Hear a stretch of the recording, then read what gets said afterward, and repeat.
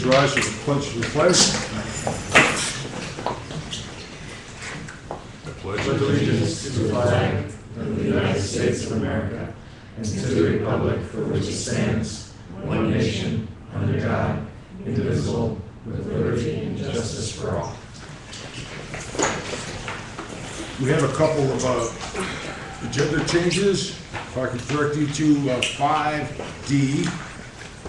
The estimated date of return shouldn't be next November. It's actually January 3rd, 2013. Thank you. Short term. On 9B, we're going to Sorry, section can you Wait a say that minute, one more whoa. time, please? D, the custodian. The return date's January 3rd. Upcoming. Oh.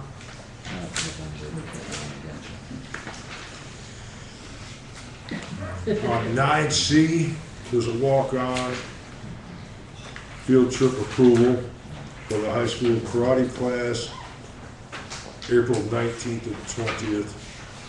And as we get there, we'll read into it. In our presentations, we have a technology update presentation from Mr. Bliss.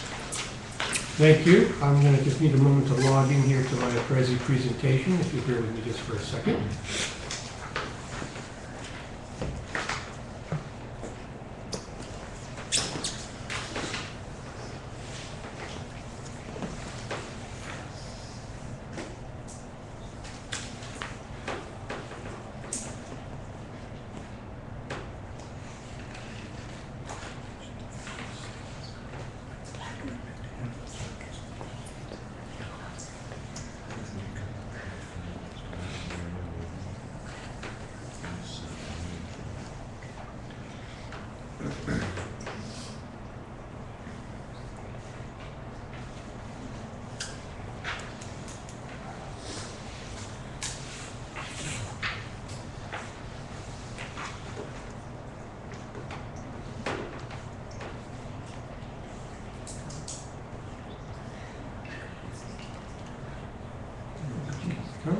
So get the lights and see a little bit clearer.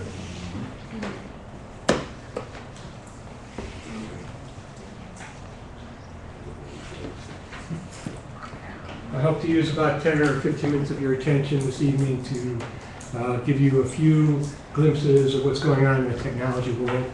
We talked a little bit about it at the last board meeting, the need for small but consistent updates from technology, so this is the first of those efforts.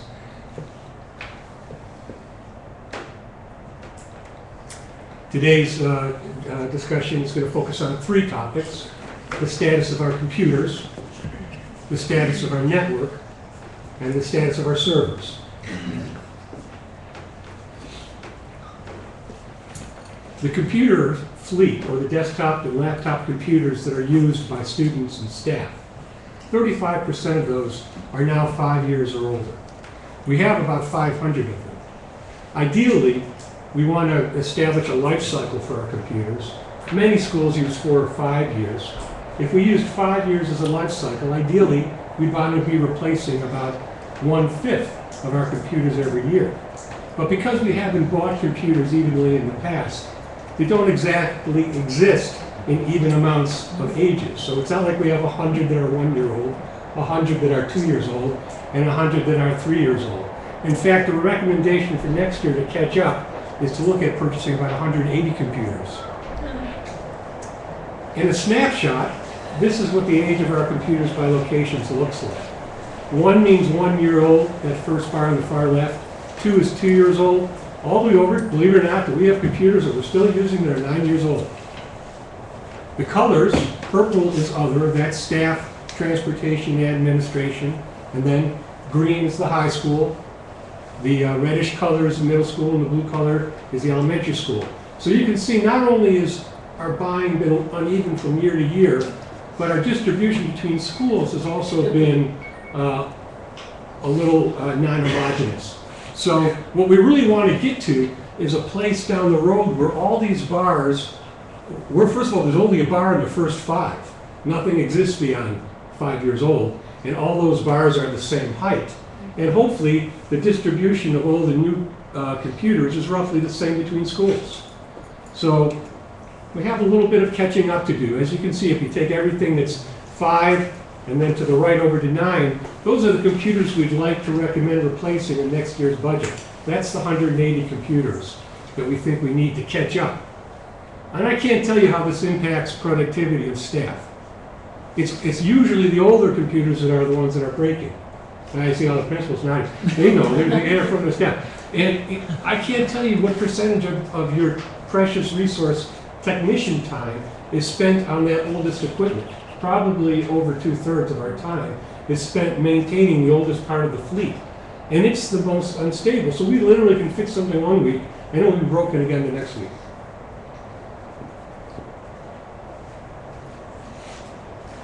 The state of the network.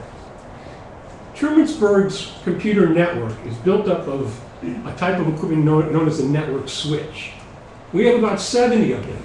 And when you plug a computer into a wall jack in the wall, there's a wire that goes through the wall into a closet somewhere that terminates into a network switch. And that plug into the wall wouldn't go anywhere if there wasn't a network switch at the other end. So every one of our data jacks has a network switch somewhere in the building at the other end. We got about 70 network switches all together, make up the whole data network, and we got most of them at the same time, and most of them are about 5 years old. We got a few that are a little newer, but most of them are in the 5-year range, which means that in about 2 years, we're going to have to plan for the replacement of the network switches. That will be the recommendation, not for 13-14, but for 14-15. The other thing about our network is that the design that exists is not optimal. We want to simplify the design to improve performance and management. And I'll get into more detail about why that's important. But right now we have something that kindly is referred to as network sprawl. So as new switches came on board, they were just kind of plugged into whatever port was available. And so we have some people, when they plug into a port, have a long way to go before they get out to the internet. Too long for high performance. It's okay. It's not like it doesn't work. It's satisfactory, but it's not ideal, and it doesn't let us take advantage of some of the newest technologies that are available that control costs and improve management, like virtual desktoping. The state of our servers. Many of our servers need to be upgraded. That is, the hardware that is being run and the software that's running on those hardware, in some cases, are 10 or 12 years old. And again, servers are really meant to run for 5 years, ideally, as well. So we have a backlog of work to do in terms of server maintenance to catch up. Likewise, we have some virtual server technology installed right now, but it's about 4 years old and hasn't been updated from the day it was installed. So it's several generations behind now, and it too needs to be updated. Our data storage needs have grown considerably over the last several years, especially as we went from content consumers to content producers. So we have to store all that stuff somewhere, and we store it in network attached storage right now that is old, it's breaking, we're keeping it going, but it's time to plan for replacing it.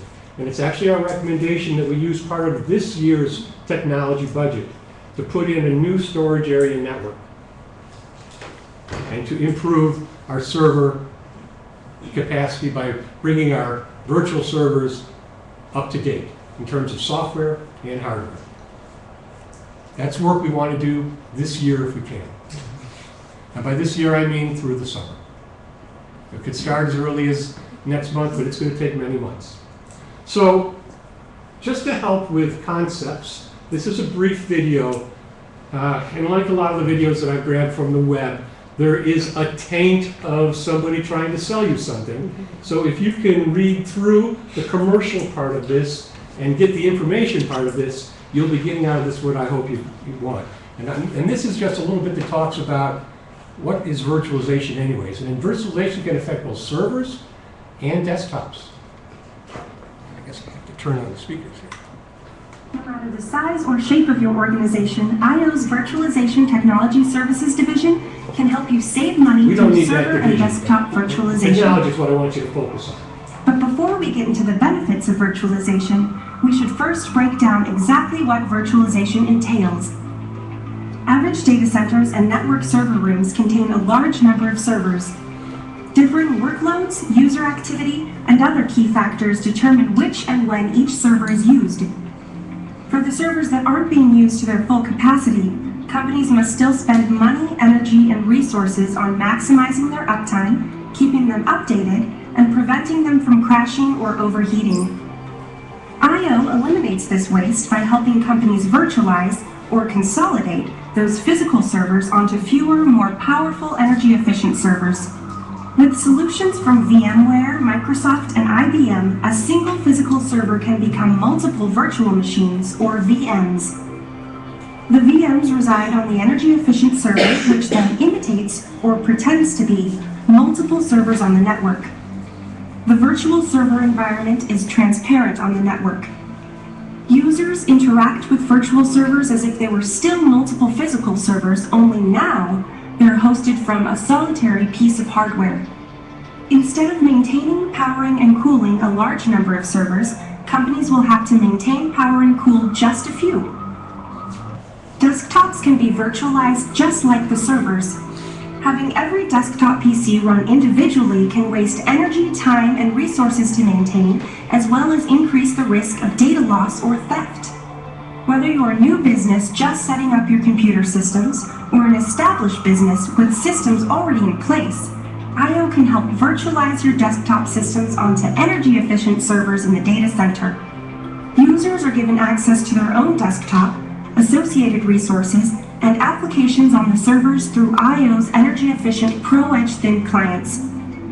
Data security is also enhanced in the desktop virtualization environments, as personal and sensitive data is not stored on the thin clients or endpoints, but is stored in the security of the data center where the servers reside.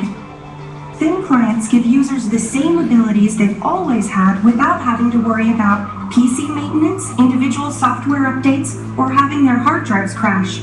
On top of that, they're more efficient than PCs and consume 1/16 of the energy. The benefits of virtualizing your servers and desktops are easy to see. Without IT virtualization, your company is wasting time and energy and is also at risk. Time is wasted by performing maintenance on a large number of machines when only a few machines are necessary. Time is also wasted by installing software updates on individual PCs when the virtualized desktops can all be updated simultaneously on the central server.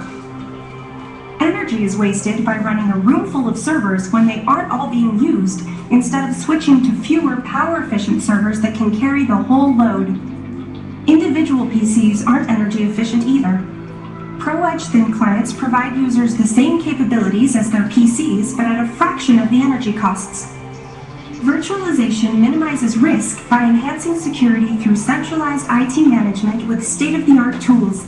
This allows server and desktop environments to be quickly and more easily updated, with service packs and patches required for a more secure computing environment.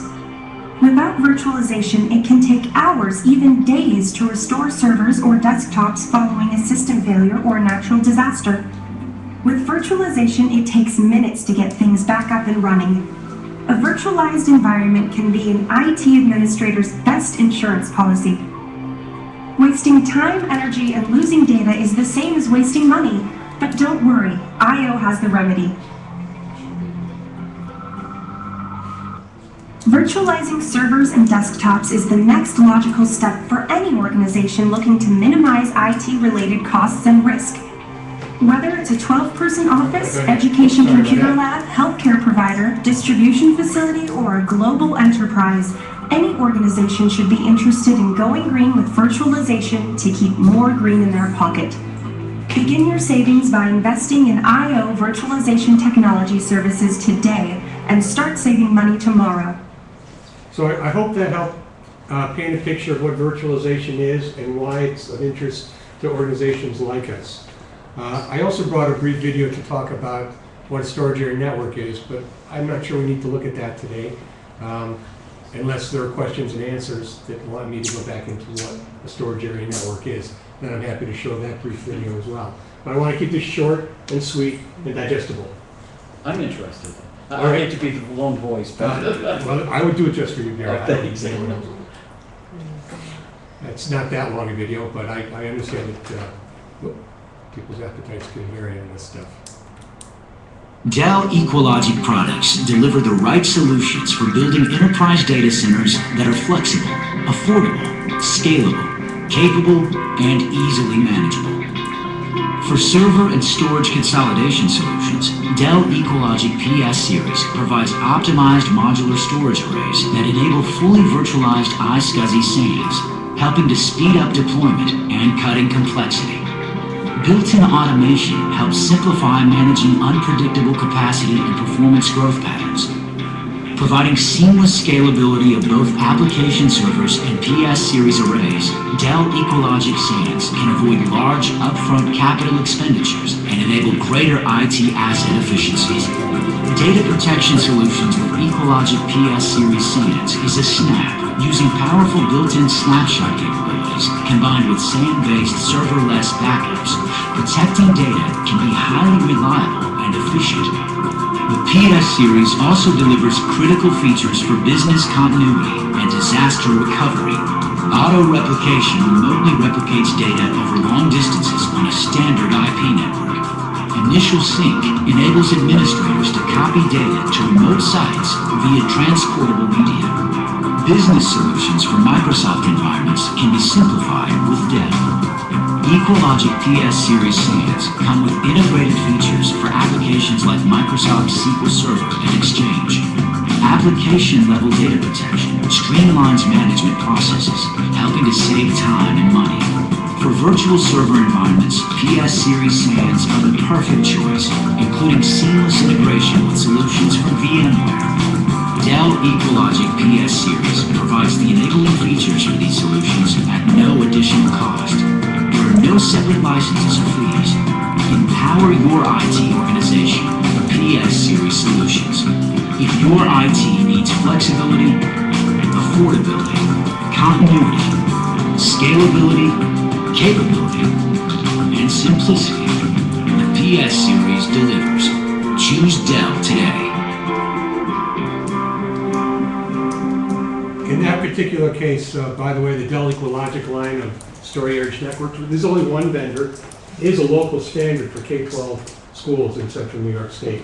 So I chose this one in particular because EqualLogic is the kind of SAN that we would be recommending that we put in.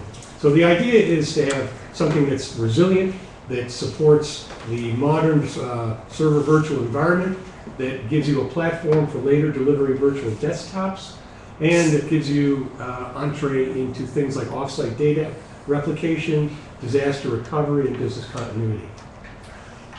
I'll keep it there. Any questions at this point? I imagine when you present your budget, you'll be kind of touching on this again. Certainly. Yeah, it'd be nice to have some numbers attached to these items. Yes. I mean, what's a computer cost, you know? Yeah, about $700. 700, how about a Yes. network switch? Network switches is depending on the variety of network switch amount ports, it could be $3,000 to $5,000 For one? for one. We need 70?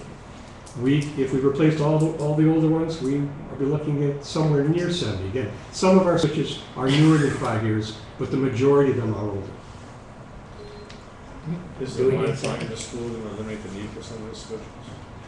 Actually, the Wi-Fi connects to switches. So the access points that you see on the ceilings, those plug into switches as well. That we put in new switches for those. So the switches that the Wi-Fi are on are actually new switches. They're the only new switches. Where's the nurses?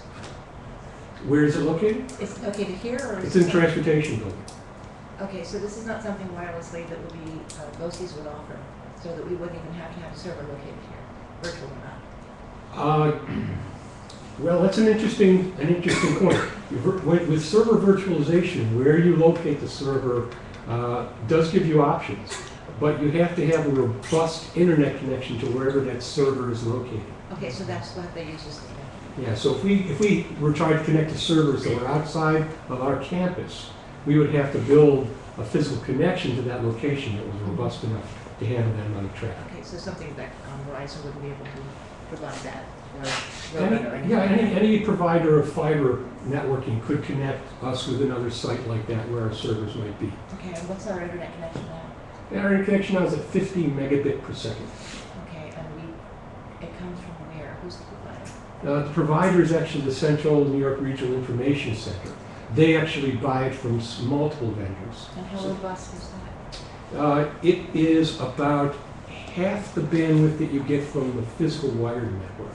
So when you plug a computer into the wall, it's running twice as fast as our internet connection runs for the whole district. So it's a very small pipe still compared to our local area network.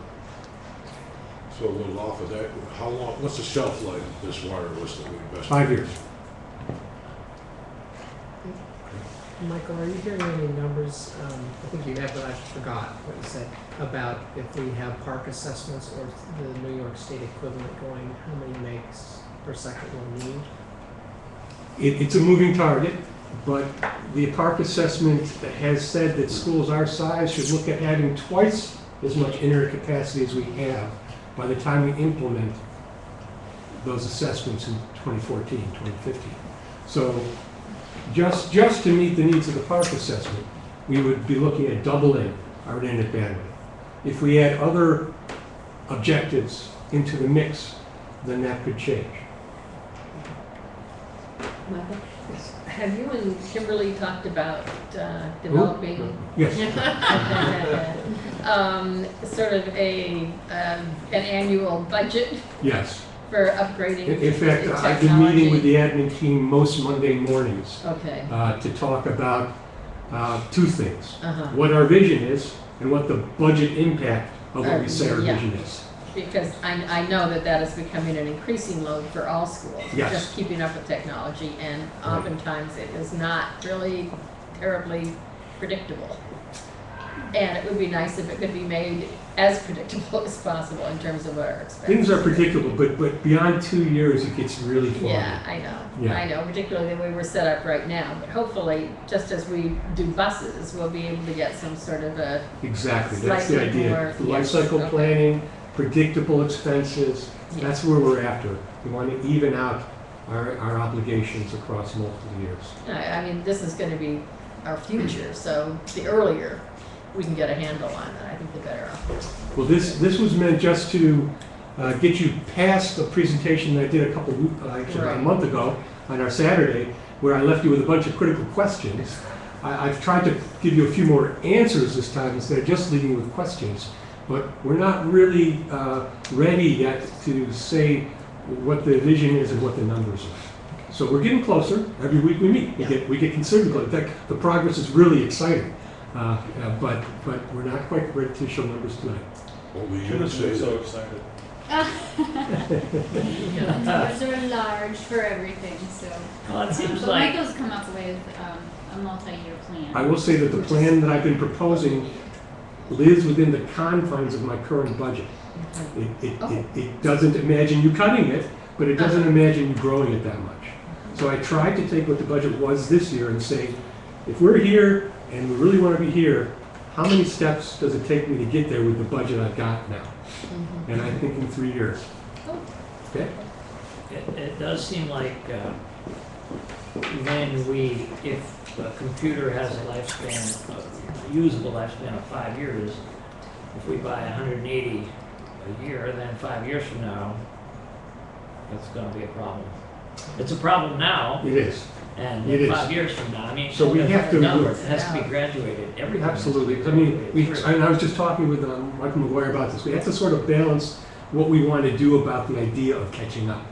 Do we just want to buy 100 now and get right into the pattern of buying 100 each year? Or do we want to do 1 year of catch up and then shrink our appetite down to the hundreds so that we fit? Either is fine. I think both are affordable. 180 computers is a lot to install with the workforce we have in a 1 year. We put in about 90 new computers this year. Okay, so, you know, because that's twice as much as what we put in this year. So it is a lot to do in 1 year. And that's expensive too. Do we take into consideration what each individual computer is gonna be used for, as far as what its capabilities need to be? Or are we just buying computers that, I mean, I guess for lack of a better Yes, term, yeah, the answer is yes. But the truth is that 80% of our users fall into the same category. And we go with the bargain basement New York State contracted configuration because they work with vendors and get extra memory in and a bigger hard drive, extra warranty, and then they smash them down on the price so that we're paying hundreds of dollars below the retail value for that configuration. And 80% of our users are okay with that configuration. In fact, the only ones who really need more are the people who are running high-end engineering or media development workstations. So your engineering lab, some of your administrative desktops, those maybe want even the next step up in terms of processing power and memory. As we get more sophisticated in our equipment and software, doesn't that reduce finances or cost in other areas? Well, certainly the biggest cost involved with technology is training people to do something educational. So it is true that when you narrow the range of equipment we have, but right now we have equipment over 10 years, it's, you know, maybe 3 or 4 different generations of software that someone might have to, you know, they walk into this room and they got that, they walk into that room, they got this, they walk in. So it does become a training issue and a support issue when you have such a varied range of equipment. So yeah, you actually can be a lot more efficient in your delivery of professional development, technical professional development, when you modernize your fleet and it's all in the same relative age range so that there's not so much of a difference between one workstation and another. So it's not the computer software, it's the human software. It is the human software. The stuff, as expensive as the stuff is actually the cheap part of the game. The changing of people behavior, the training of staff dwarfs over time the cost of the computer and the software. Now, if I understand you correctly, with the park system, we're going to need this fairly robust internet connection in order to be able to run that, correct? I'm not sure I understood that question completely. Well, I Did you hear it again? Park assessment. Oh, for the park assessment, I didn't hear it completely. Yes, for the park assessment, we're going to want to double our internet bandwidth at least. And by the way, I mentioned it's a moving target because they haven't really written in stone yet how much internet bandwidth schools need. They could come out and double that amount if they, you know, and I wouldn't be surprised if they do that. So how much bandwidth is enough internet bandwidth is changing dramatically from year to year. I mean, last year you were getting by with 15, you know, we're trying to. Which was $3,000. And this year we added another 25,000 to that. So as our appetite for bandwidth goes up, the cost of bandwidth is going down. It's a volume game. So to double our bandwidth should not cost us twice as much. There should be some increase in cost, but it's unlikely that twice the amount of bandwidth next year would cost twice as much money. So is any institution in the local area thinking in the next couple of years of being able to provide the virtual server service to the school district so that we don't have to have the hardware? We Well, can just wirelessly connect. There are people thinking about it, but the kind of connection we would need to say BOCES was going to offer this service, the kind of connection we would need to have with BOCES would need to be a very robust connection. It would need to be a network connection of a gigabit or even 10 gigabits. So right now, our fiber connection to the BOCES is 1 gigabit. And that's everything riding on that, including all our traffic to servers like School Tool, and anything we do outside the district on the internet. So for us to run our virtual server farm off-site, which is indeed a vision that many of us have, it's going to take a maturation of our wide area network to become much more robust. Furthermore, you're going to have everyone, when you're doing the parks, on the computers at the same time, using them at the same time. And with absolutely no wiggle room for a breakdown. The newest rumors that we've inherited this week suggest that the park is leaning towards us having enough capacity to test our largest grade level at the same time. Yeah. We just got an indication this week, was the first I heard of it, that was what they were expecting, you know. Well, So, that's not as bad as we feared. no, it's not as Yeah. bad as we feared, but it means that there might be a use for our labs, even if we think we're moving in a one-to-one computing direction with students. There still may be a good reason for hanging on to those labs, not just because we have a lot of class lessons written around that kind of resource, but because we're gonna need those resources for doing whole grade testing. Indeed. Mike, when you mentioned the age of the computers, various ages, all the way up to 9 years old, are you talking the age of the physical computer itself or the internal workings of it? I had a conversation earlier today where a school district said they saved considerable amounts of money by updating a server of some sort. They keep the physical computer, but it updates it. I'm not sure. I do, My I impression think what was you're talking about saving is, money. that's when we were talking about virtual desktoping, that's what virtual desktop, so you have an old computer that really isn't doing the job anymore. It's a server in the other room, and it's just pushing a screen image over to that old PC. That's called a thin client, and that's certainly a way to make better use of aging PCs, but we have to clean up our network design before we can even do that. Before we could push whole desktops across our local area network, we have to streamline our design and make it much more efficient. Right now, virtual desktoping would fail in our current design. Michael, if I Sounds may, like we have some work to do. we've had a couple of conversations about this wide area network, and not only would we need a more robust connection, but by 2015, we'd have to build in redundancy, which means there would need to be a second pipeline in case our primary pipeline went down. Is that true? There's been a lot of discussion about redundancy, and in fact, the CINRIC has even done some work to look at what it would cost. And today's number was ridiculous, so the idea got thrown out again this year. Each year, they're going to be looking at it. At some point, I imagine the price tag for redundancy will get accessible. Right now, it's still not a number any of us could live with. Anyone else? Thank you. Thank you. Look forward to hearing more in the near future. I should leave this going? Yes. Okay, now we have a presentation on the general support operations and maintenance and transportation budget presentation by Kimberly Bell and Michael Dwyer. Let's pick the guys. Let's take the man and I'll speak to the side.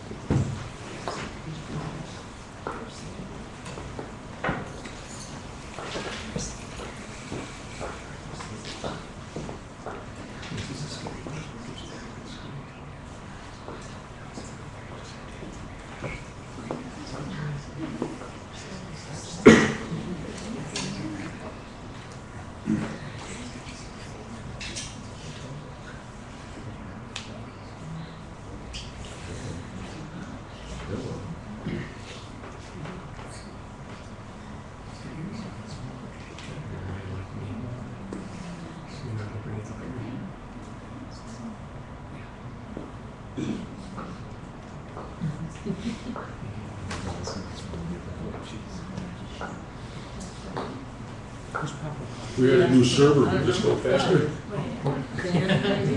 This is about the new server. It's really, I can just feel the calories.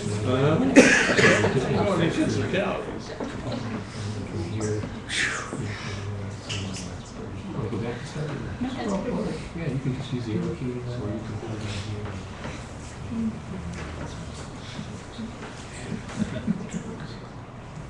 Okay, so tonight's budget presentation is a little bit different than last year because I've had two different requests. One was the view from 90,000 feet, or how many ever feet. And the other request was they still wanted to narrow in on all the specific lines of each budget expenditure. So where I thought I would start this evening is just sort of giving a brief overview. This is repeating some of the information that you saw that Saturday board meeting, but I think it's a good starting place for us. And what I'll continue to do throughout the budget season is just continue to add to this. So again, bringing forward the Board of Education goals, this is what the budget is built on. It's what it was built on last year. It's sort of our filter to decide if things fit or don't fit. And I won't read those to you. I think we're all very familiar with them. Okay, as I talked about this before, for many of you it's review, fund balance. The state says that you can have 4% of your budget, which is money that you can carry over from year to year, and you don't have to have it assigned to a specific expenditure. In our case, that's $916,000. This is the money that I refer to as untouchable, or at least that would be my goal. This is money that if you should happen to go over your salary lines and you need to dip into something, this is the place that we could go to get that money. If we spend that down, once it's gone, especially with the tax cap increase at this point. Excess fund balance, this is beyond that 4%, and right now we're looking at about $220,000. The reason why that number's a little bit higher than we thought it was last June is we actually got some excess aid in the fall that was 11-12 money, so we were able to add that to that. This will also be used to offset known expenditures. So this is the line that, as everybody knows, we factored in some additional salaries that were not originally budgeted. This is where we'll pay those salary lines from, is that 220. Okay, and again, this is all review. This is giving you a review of how much money we've actually collected in taxes over the years. You can see it was the same for 10 and 11, and then it significantly dropped. That actually hurt us. Had we known about the tax cap at that point, I don't think we would have made those same decisions, but that was in an effort to lower the expenditure budget and get things a little bit tighter in the budget process. Last year we had a 2.7% tax levy in place, which generated roughly $259,000. I share that with you because it's too early at this point to predict what the tax cap is. I'm still waiting for numbers to come out from the state. My hunch is we will hover right around that 2.7 again.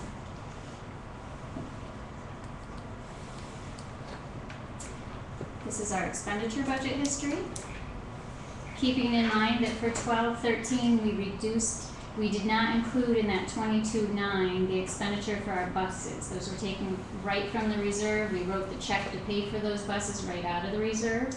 This year's expenditure budget will look a little bit different than that because I do intend to run the expenditure of the buses through the expenditure budget, so you'll see that line item increase. It won't have a direct impact on the tax levy because we'll be taking that money from the vehicle and equipment reserve. Okay, and so something new that we've added this year, do I need to blow that up?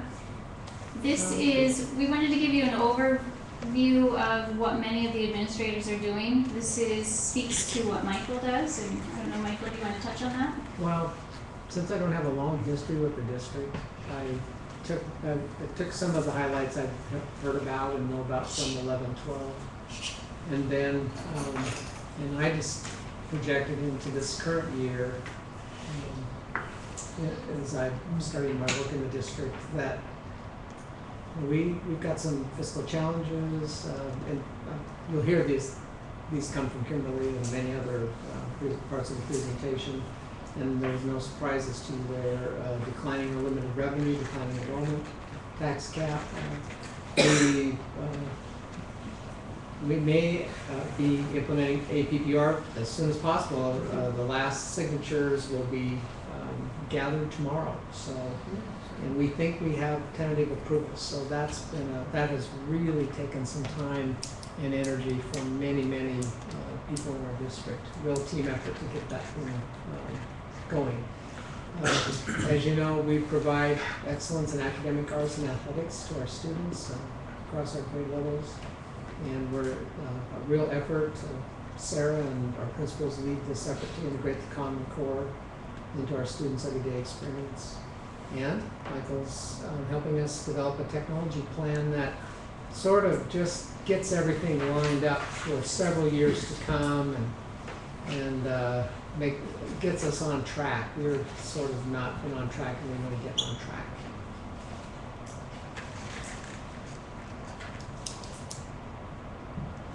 Good.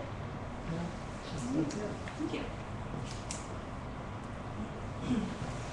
this just touches on what I do. Not an exhaustive list, but in 12-13, there's definitely a real focus on my part on services and processes. I almost feel as if maybe 5 or 6 years ago, there were several things in place, and throughout all the changes within the district office and the district overall, some of those services and processes were changed. And many of the things that we're starting to implement and put back in place, I think at one point were in existence and caused the school to run far more efficiently than it does right now. Some examples of that are the AP process. We just moved the credit cards back into the district office. So conferences and things that require credit card purchases like online will all be handled mostly through Holly, the administrative assistant in the district office. Just to streamline that and to make for better efficiency in meeting the deadlines to pay the credit card bills. That was something that really sort of fell apart when they were just out in the buildings. Not to place blame anywhere, just it's not the focus of what they're doing, nor should it be. So I feel like to bring that back in where finances are really handled is a better piece for us and just better efficiency. Fiscal transparency. I think we're doing better and better with that.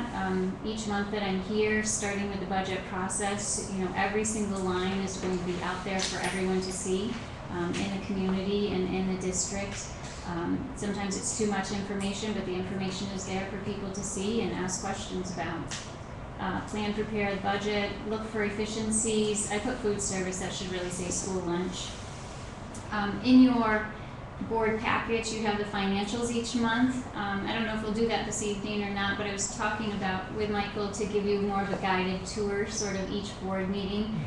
One of the things that you'll notice in your packet this evening is that every month we're paying out about, we're bringing in about 20,000 in sales, and we're paying out about 30,000 in benefits. So every single month there's a $10,000 loss in our school lunch program. So there's not an immediate fix for that, but something that needs to be looked at more closely. Management of capital assets, that's something that's been discussed the last 2 years, something the district has fallen down on, and I'm determined that it will be great next audit season. So I'm working with Michael and a lot of the building staff, and we're getting there. It's a slow process, it's a very tedious process, but it will be good next audit season. Kim, did you say 10,000 a month? Yes. Internal and external audit, there's a lot of preparation that goes into that. A lot of that preparation is done by our treasurer, and a good share by myself. The big piece that comes out of that are the responsive actions to the recommendations. Our internal audit that we started last spring, we will be scheduling a meeting with the audit committee to finalize that. It's been a slow process, but there are a lot of great recommendations in there, and I really like the company that we're working with. I'll be looking at closing out phase 3 of the capital. Tina and I have worked closely with BOCES. We're including Holly in this, but we're really looking at the human resource process within our district. When there's a new hire, who's doing the paperwork, who's talking about benefits, who's getting the I-9 and the W-2s and all that kind of stuff out to people and collecting it from people. Something that just we don't have a good system for at this point, but it's improving. And then of course employee supervision. There's a lot of sort of counseling, massaging of issues that happen in the school lunch program and other departments as well that I handle at my level. A lot of questions regarding payroll and benefits that I still handle. Many of those I'm trying to push off to BOCES, but there is a piece that needs to be dealt with here locally for our staff. We want them to feel that they're getting the best service possible, so some of that happens right in our office. All of those pieces will be repeated in 13-14. Continue to develop and implement purchasing and payroll and benefit processes just to really improve that. We're getting better, but there's still more changes that can be made. Focus on, this year my goal is to really focus on long-term financial planning. I think coming into this, not sure the numbers that were there, now having almost a full year behind me, I'm feeling more confident in the numbers, and especially now that I'm starting to work with some of my own numbers, that I can hopefully have at least a 5-year outlook for the district, which in this fiscal time is really important. Also, again, looking at the best fiscal practices in all areas. So including school lunch, operations and maintenance, transportation, and in all the buildings. And of course, maintaining safe schools with the best academic programming. That's our goal as we go through the budget process, is the academic programming comes first, and where can we make decisions that have least impact on the students and the teachers. Next part is Michael. Okay. What I've tried to do is focus a little bit more on what the departments represent and then what the staffs take care of. And all the custodial maintenance and ground services for the staff, the students, the community, efficient use of our resources to provide a safe, healthy learning and teaching environment. Expand on that a little. Much of what we do is generated or dictated, if you will, by the needs of the buildings, both from health and safety, programming needs. So much of that for the upcoming budget has yet to be determined, because we really haven't had those conversations with the building principals to work that out. We maintain a 75+ acre campus with the 3 major school buildings, maintaining 310,000 square feet of academic facilities. And that's been one of the challenges for us when we look at staffing, because even though we see a drop in student enrollments, which some people think is just an easy division for teaching staff, when it comes to custodial and maintenance services, that number doesn't change. We still have 310,000 square foot of buildings to maintain. It's the public trust them, and they've given us the responsibility to spend their money wisely and take care of their investment that they made over the years. So that includes all of our athletic areas, paved areas as well. Within this are all district utilities, supplies, materials, contractual resources to maintain the entire district. That includes, we do all of our own snow plowing, solid waste removal. We took that on several years ago. With the assistance of the BOCES consortium. They actually take our solid waste off campus, but we do all the local collection ourselves through our grounds department. Highlights of 12-13, created and installed a new IT lab in our middle school, installation of smart boards. That's a multi-year project for us. We coordinate with the IT department. For many of those smart boards, they require power and data. We have had to go back and do some newer cabling this year, just because of how they're trying to utilize the smart boards with other equipment in the room. So we've had to go back and redo some.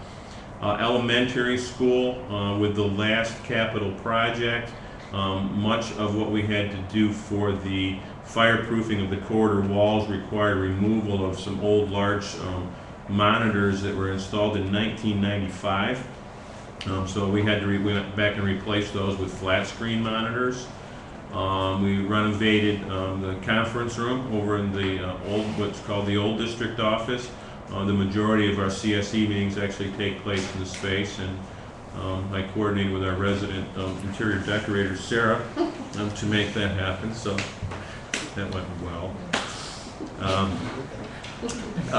Worked with organization outside of the district to do the installation of all the cabling for our new wireless network, reconfiguration of high school serving line, all of our preventive maintenance on the HVAC equipment and the kitchen equipment.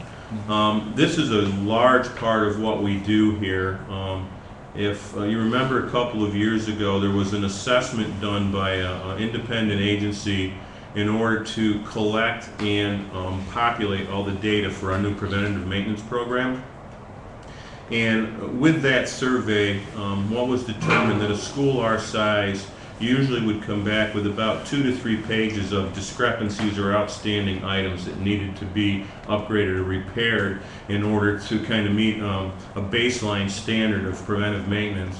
Our 2 maintenance mechanics turned up a report of 2 items in this entire campus once it was all surveyed. So we're pretty proud of that. They do a great job of staying on top of the maintenance of this equipment. We actually got into resurfacing of the varsity baseball field this year. That just involved bringing in a couple of 10-wheeler loads is the diamond mix surfacing.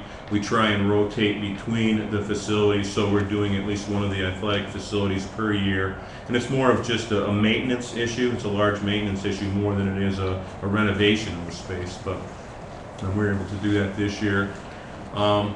We're looking at the replacement of the purchasing of a groomer for the grounds and athletic fields. That still sits in the budget. We haven't purchased it. We've decided to sit and wait until like March or April of this year before we need it, just to see if there's any other emergencies. But the unit that we're using right now is approximately 30 years old, and it was donated to us by a local person here who actually was instrumental in keeping creating the modified field and keeping it going at the fairgrounds. So he actually donated that equipment to us. And actually completing phase 1 of our energy management system at the high school. I don't know if completion is the right word there. SED still has it in their hands. We have not received the final approval yet, but we've decided to take another approach, and today we're making a call to the top and working from the top down instead of the bottom up and see how that works. But we're not sure what the problem is. Right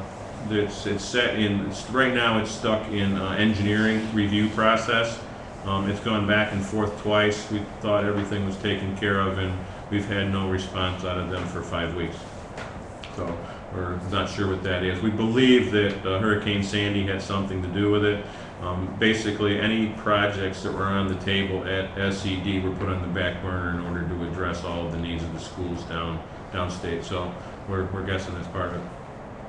13-14, perform assessments and develop long-range plan for repair and replacement of food service equipment. Met with Sandra and Kimberly on 2 different occasions here, and it's one thing that we've never really broken out as a separate, I guess, assessment, if you will. Much of our equipment in the high school and elementary school is now over 10 years old.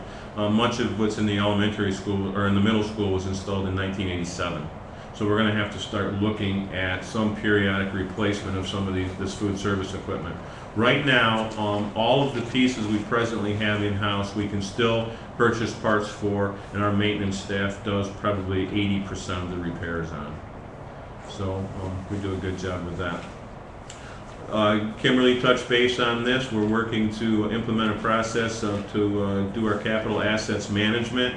Much of that is large equipment purchases, many of which go through the O&M department. So that's my connection to that, as well as capital improvements. So anything to do with our facilities upgrades, we now have to develop a process to start tracking when we go through and completely replace all the doors and hardware in the building. That has to be entered in and the old stuff taken out and depreciated. So that's a totally new process for us. We've never done before, but we're in the development phases of a way to do that. So, well, looking to facilitate the design and development of our capital improvement project. Now that the voters have said yes to us, now the rubber hits the road, if you will. We have to start putting together the design phase of that, start working with the stakeholder groups and putting together the documents that will eventually go to Albany in July for their review, and hopefully we can get out to bid in February. And then for next year, the phase 2 portion of the EMS, the high school will carry the head end this year, or the computer, if you will, the desktop that actually houses the software. The elementary school would then be converted over next year. It's a 3-year phase project. The original intent was, back when we were looking at a larger capital project, that the middle school would be done in a phase 3, considering that we would be in capital construction in the summer of 2014. But now that the HVAC is not included in the middle school or any part of our next project, we're going to have to look at that piece very carefully, how we bring the middle school into this new EMS system. That HVAC equipment was installed in 1987 as well. So, you know, by the time we get to replacement, we're going to be pushing 30 years on a heating system, and that's on the outside edge of its shelf life. Any questions with that? Outside of this, whatever became of that $100,000 That's the phase one of the EMS, the energy management system at the high school, and that's a good point. Kimberly and I do have a line item carried in this budget of $100,000. That must show as a separate line item every year before you can expend the funds and then receive the building aid the following year. So we are pushing it this year because it has to be 100% complete with all documents submitted to SED by June 30th in order for us to get our building aid. So It's easier every day. yeah, we're pushing the envelope. Any questions? Transportation provides services to approximately 1,100 students. Provides safe, convenient transportation services to our students and families with primary focus on safety and efficient use of resources. We cover approximately 125 square miles, and we travel approximately 275,000 miles a year. If you remember, we reduced one run last year, so we're down to 20 regular runs, to and from school, 3 special needs run, a private school run, and then all of our transportation for athletic teams, events, extracurricular, and academic field trips. Budget also includes all the resources to operate and maintain the fleet, as well as the resources to operate and maintain the bus garage facility. Now, that bus garage facility also includes all of the maintenance offices and shops, as well as our IT data network house up there. So it's much more than just the bus garage. Transportation highlights. We purchased 3 full-size conventional LP gas buses. What this allowed us to do was reach a goal that the board had set a few years ago of half of our fleet as LP gas. That's turned out to be a good choice. Right now, LP gas is running approximately $1 less per gallon than diesel. And as long as the federal government maintains their subsidies, that looks to continue for another year. So we're very pleased with that. And we also purchased another van to deal with student transportation needs. We purchased and installed and implemented new routing software, which allowed us to look at our bus routes and ultimately cut one run. And we also combined several of our other runs. Prior to this, prior to January of 2012, our private schools, of which we have 4, actually received services from 5 different buses, AM and PM. And we were able to take and consolidate that to one vehicle, which we have done, and that vehicle is the Suburban instead of a full-size bus. So we've pretty much almost tripled the mileage and really cut down on the cost to provide those services. And we also took and broke off the one of our special needs run, which serves George Junior Republic, was also served by a full-size bus that is now being handled by one of our vans. So that's where we've got some efficiencies built in with those 2 changes. Implementation of the new information aid and courier position. For us, that was a need district-wide, everything from food service to on-campus mail to banking. That was being served by several different individuals, and it was kind of a hit-or-miss situation. And it was taking the custodians out of their buildings twice during the day, AM and PM. So we were able to consolidate this into one position.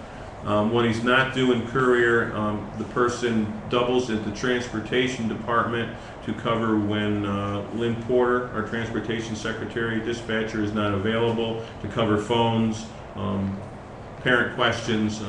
That was a big issue a year ago from the administrators and the Board of Education, that the transportation department needed more consistent coverage in that office for parent concerns, for building concerns. So we've made a very concerted effort to cover those needs. There were site drainage improvements. This was actually a piece that was included in the capital project initially.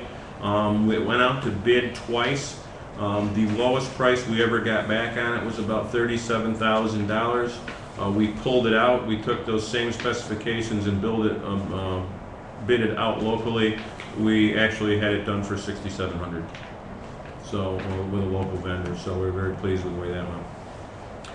And staff development, one of the things we've implemented this year was working very closely with TST BOCES, primarily the Smith School, to bring in some staff development for drivers and school monitors dealing with children with special needs and with behavioral issues. They did 5 workshops, 1-hour workshops for us last year, besides 2 3-hour workshops they did on superintendent's conference days. They've come up with a new line of workshops for this year. The first one starts on January 7th. They're kind of like phase 2 of the ones that they offered last year. A lot of excitement in the transportation department. We were averaging anywhere between 7 and 10 people per workshop last year out of a staff of about 30. That's pretty good. It was voluntary, so I think we're going to see that trend continue for staff to look at that. 2013-14, we put in here a purchase of less than 3 full-size buses. We don't think we're going to need to go there for this year. That does represent 2, but what we're also considering is the possibility of purchasing a vehicle that's dedicated just to staff use. We have a lot of staff use, and our vans right now are about probably 15 to 16 miles to the gallon, but we have groups of 3 or 4 staff members going to workshops in Albany all the time. So we're looking at trying to get a vehicle that's in the 30-plus gas mileage range to be sending those folks back and forth with, and so that we're not pulling it away from student transportation. It's dedicated just to staff. Yeah, actually, it's going to be the Sarah Memorial vehicle. Well, we can always get Frank's Prius. We're going to give her a set of keys. Okay. We're looking to replace the shop welder. Mountain Transportation is 30-plus years old, and I actually witnessed it cutting out right in the middle of a job about 2 weeks ago, and I said, Kyle, should we replace that? He said, yeah. So we've got some monies in for that. Renovation of the staff toilet room. That is not in the staff lounge. Out in the older section, out where the mechanics' offices is, there's a staff toilet room that's been there since 1972. And that's what the entire transportation staff used to use prior to the 2000 project, that has been in and cut out of 3 capital projects. So we're going to do it in-house. We're going to just get it done. Replacement of water cooler, that's just a purchase from Granger, and we'll go ahead and install it ourselves. New laptop computer for the transportation office, that's for Mrs. Porter to take back and forth to home. And then, again, some additional staff development for transportation folks.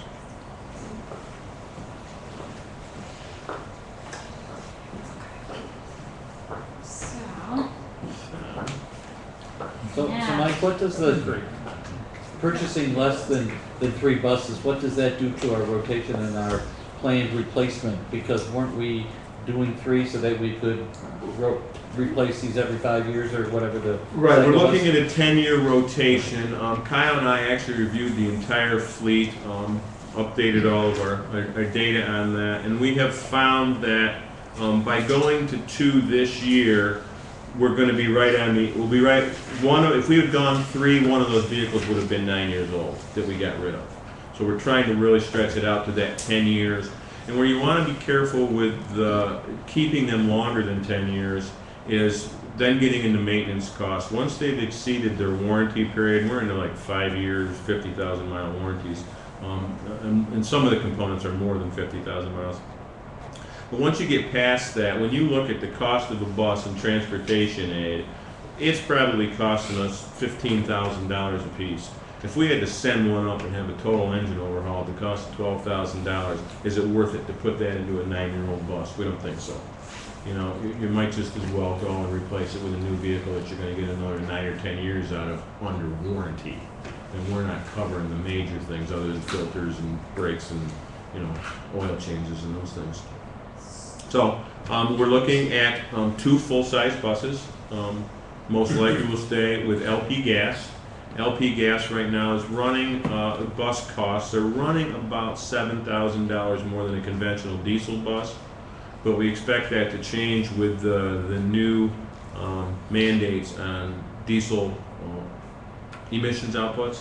they're making some more changes in the diesel engine, so those are gonna become a little bit more comparable. I don't think they're gonna be equal.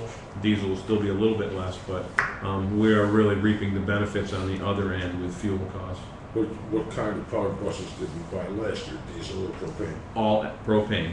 All three of them are propane. So not to criticize that thought, but it would seem like we're kind of putting all of our immediate eggs in the same basket if we did that now 2 or 3 years in a row.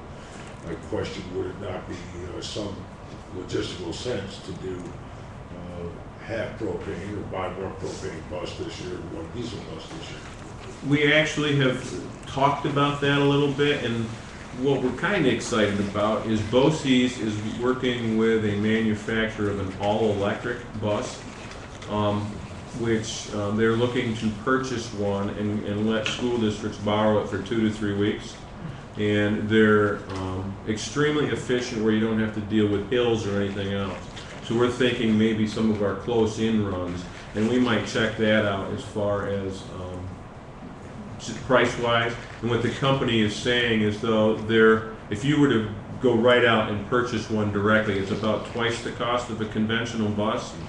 But if New York State is willing to invest in some electric buses in their fleets, they would come up with some type of waivers and/or cost share programs to make the costs comparable to diesel and/or LP gas, just to start getting them out there. So it's a relatively new technology for buses, but it's been in place for about 10 years with commercial delivery fleets. A lot of, you get into like UPS and some of FedEx and stuff where you get out California, out that way, they're doing it. A lot of stuff in Europe that they're already, a lot of their delivery fleet is already electric. So I think that's got some potential. And they're also working on, here it comes, gasoline. So we've gone full circle once we start buying gasoline buses again. So it's going to happen. Probably within the next 5 years, you'll see schools starting to buy gasoline buses again. But we're looking at all the aspects out there.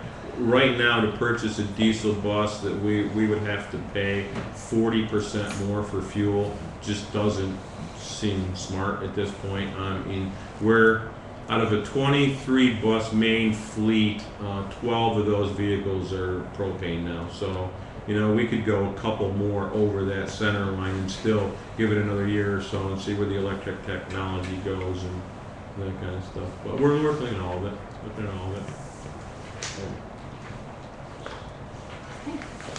Onward. Okay, so I apologize, the colors are not very good up there, they're great right here.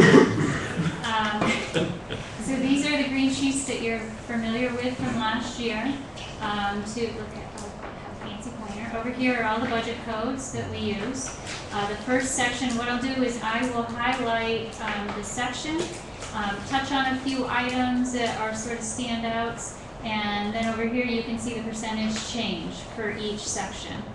So at the top this is the actual 11-12 budget. This is the 11-12 budget with outstanding encumbrances. So what that means is last year I reported out to you expenditures as of June 30th, 2012. Well, there are actually times, and you all know this, where there are carryover encumbrances. So something that didn't come in by June 30th, and we had to tack that on, and so we carried over into the next fiscal. So once we do that, this is really the column that we need to look at, and this is the total that we either anticipate or we have actually spent. Patty, our treasurer, has been working on closing out a lot of those outstanding encumbrances for 11-12, and she just finished a lot of those at the end of last week. So most of these numbers are pretty solid at this point. Can I interrupt you just for a moment? Yep. You make the reference to carried over 2000 from the last fiscal year. Last June. Didn't we get in a certain amount of trouble with that the last time around? And You it was- did. These are far less significant than what Well, they no, were in the general past. logic was is that all bills by nature would be into our hands and paid within that 90-day window, and out of that encumbered balance that we carried forward. In theory, that's great, but the reality is you can't always do that. there's one down as we move through here, you'll see there's a carryover for, it's actually Michael's budget for Finger Lakes Technology. So that came in at the end of the spring, and by the time that expenditure actually came in, it was well past June 30th. So, but yes, at this point, a lot of those have been closed out, and those are in your financials. At the next board meeting, when we have those financials, you'll see the difference between what was carried over and what has been closed out. And in some cases, if we did not purchase something, then that will add to our excess fund balance. Kimberly, can you just differentiate again between the 11, 12, the first, the left-hand column Yes. is what was budgeted? This is what was budgeted. The next column is what was actually spent, including carryover? Yep, so you'll see right here, conference and travel, 5,500.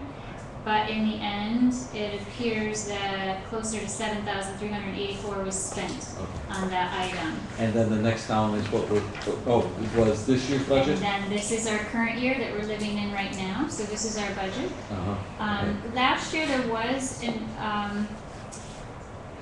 3 different superintendents, so 3 different theories on how things should be done.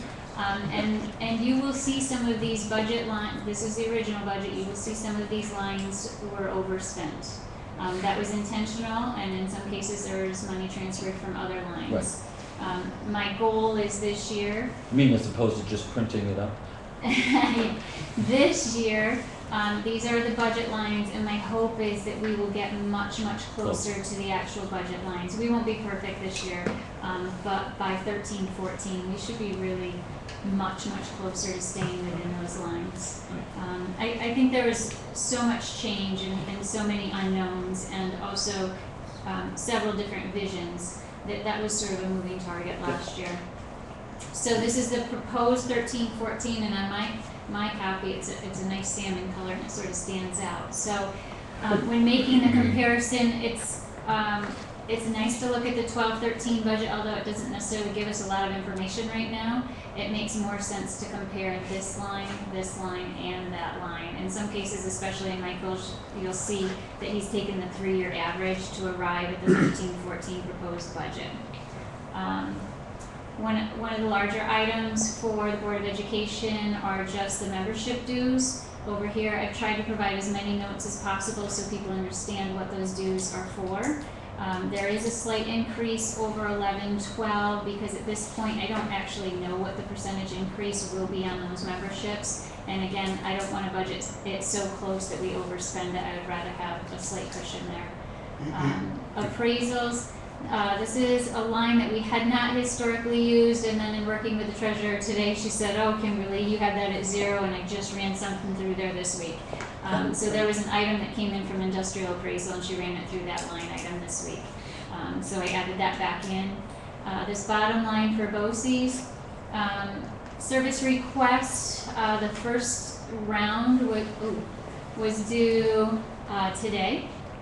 So I spent hours on going through every single line in the BOCES services, both at TST, OCM, DCMO. You would not believe the services that we purchased from BOCES. They're aidable, but there are so many within here, and this will really be a focus of mine this year as well. That some of the items within these services we skim the surface on, and we can probably get much more from those services than they actually do. One that I learned about last evening was School Tool. We pay a pretty significant price for School Tool, and with that comes training and support, and I don't know that we really reach out for that support as often as we could, and I think it's something that the whole district would benefit from, especially in the main offices. So in any case, for the Board of Education, the overall increase is 2.6, or projected to be. Remember, I started the whole presentation saying working document. These numbers are likely to change. They are not set in stone at this point. It's very early on. It's even difficult to build some of these numbers at this point because I don't have a lot of expenditures to look at for 12-13, so it's hard to know where we stand. The next line is district clerk, a slight decrease there. Again, you can see I put the actual amount. So where I have actual, that is spot on. That's the exact number. So also keep in mind, as I get these numbers really close to what they are, That will also decrease our applied fund balance that we use to lower the tax levy. Right now, we're carrying 1.2 million. As I narrow these expenditures and get them spot on, that number also has to decrease because I won't have that additional money from the expenditure budget to carry forward each year. Chief School Administrator, you'll see there's a decrease, 5.4%. Some of that has come just in change in administrators, decrease in salary. We've also decreased the conference and travel line some. Supplies and materials we've decreased. Business administration, this encompasses several things. You'll see the non-instructional line, there's been a lot of fluctuation there. If I were to click on that, I don't know if you all recall last year at different times, I would say it's 0.6 of this person, 0.4 of this person. We moved a person to the district office and that's a 0.25 and now that person's being moved. Oh, we're done with that. You can see it was 4.56 FTE and now that is just down to a solid 2. That is the treasurer and the administrative assistant in that line at this point. A line that I believe that we can decrease significantly, we did have a lot of money in overtime and salaries right there. I think that we can significantly drop that for 13-14. I feel like we're getting a good solid team and we really shouldn't have that need for the overtime anymore. Instead of paying that out in a straight salary line. Another one, contractual expenses has significantly dropped. You probably all recall that we refinanced our bonds, and that was a hefty fee that we will not be reoccurring. It won't be reoccurring for 13-14. Overall, there's an 8.2% increase in that section, and a lot of that just has to do with adding a full-time salary to that office. What else jumps out at me here? Auditing, you can see the expenditure came in at 32.5. One of these meetings I'll be bringing to you. We've had some additional expenses presented to us from our external auditor. Michael and I are still discussing that.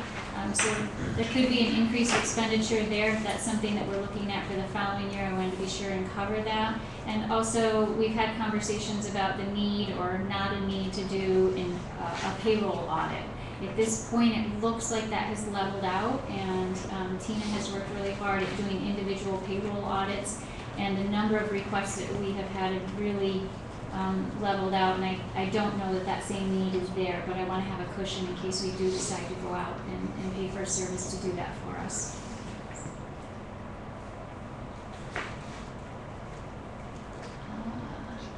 Tax collection, an increase of 4%.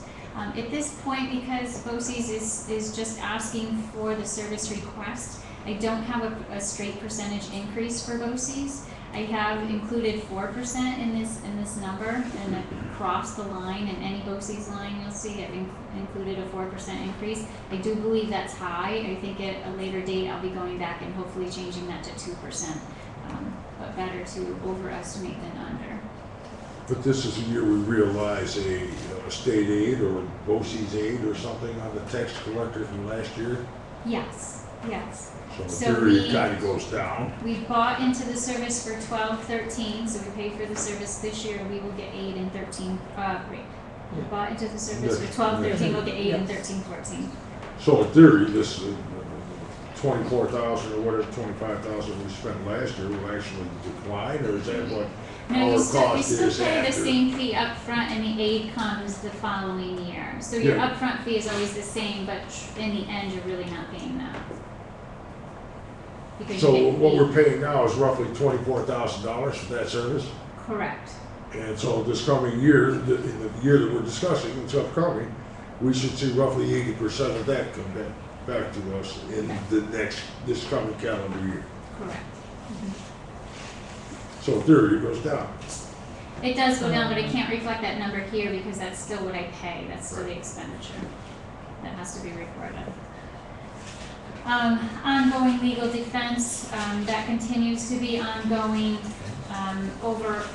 In total, we have 75,000 Those two lines can fluctuate between the two, but I feel it's important that we continue to carry that amount there, just in case.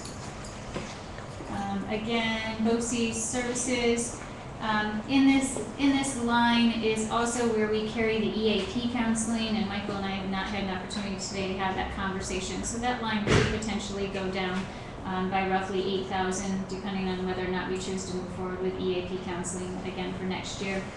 We need to run some numbers on that and see how many individuals actually, obviously it's confidential, but just see how many employees have actually accessed that service to see if it was worthwhile for the district to carry that.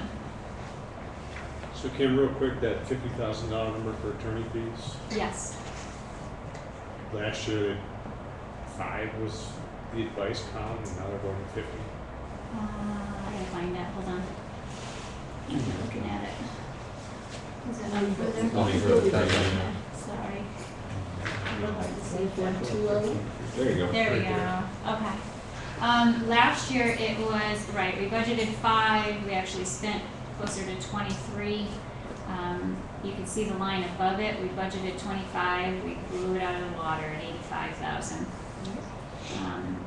So between these two lines, we're hopeful that 70 will cover it for next year, although, or 75.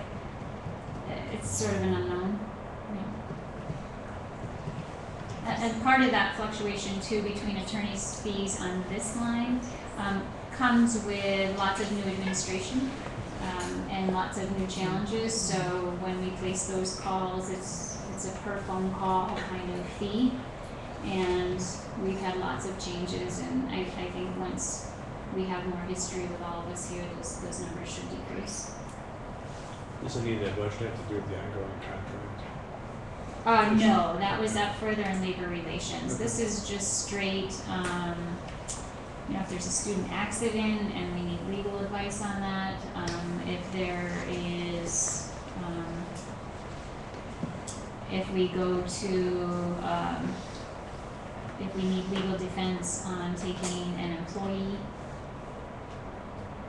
if we're pursuing legal action against an employee, it would come out of that line. Gotcha. Okay, I think we were down to 3D Cinemation, just to bring your attention to that item right there. That contract was actually signed in July or August of 2012, so we budgeted 14,000, and I'm just saying right now, we've already blown that budget because I believe it was closer to about 15.6. So this may be a moving number. If we continue to move forward with that, that may have to be slightly increased. With the project, that might have to be if we include them in a lot of Yeah, the design development. he's done quite a bit of work with the design and marketing of that piece. So there was the board had approved additional services with 3D Cinemation for the referendum. I think that was well worth it. Well done. Yeah. Several schools do have a component like that for marketing. Central printing and mailing, this is pretty straightforward. The big jump here, why it is 21.3% is because we've actually recoded. We purchased our paper through a DCMO cooperative bid. This year the bid award winner was W.B. Mason. And we've decided to pull, it used to be in Michael's budget, and instead I felt like it was important to identify how much are we really spending on paper, and really it's district-wide, so let's put it here and identify it for what it is. So it's a new line item for us this year, and I hope to show more detail like that rather than just have it mixed in with other expenditures. Down here we have, you'll see this one here, that line is strictly for cooperative bidding at DCMO. That's for our school lunch, building supplies, paper, you name it. They get us the best bids. This next one is special items. I should be reading from here, it's far easier. You can see we've gotten rid of several of those top lines. Student accident insurance, we've slightly increased. Refund of real property tax, that's just a placeholder. We need to keep that in case there are errors in the taxes and we need to do refunds, so we have to budget that amount. And this one line for BOCES services, this is administration. This is what the Board of Education votes on. It covers salaries like the superintendent, the assistant superintendent, their staff, the CBO staff, employee benefits, and the retiree health insurance benefits that's a big chunk of that budget. All right, questions on that? And we can move to Michael's budget. Do we have an assistant superintendent? BOCES. And Okay. BOCES. But, yeah. We could have. Yeah, you're the assistant superintendent. There you go. Yeah, no, that's what volunteers in this one, sure.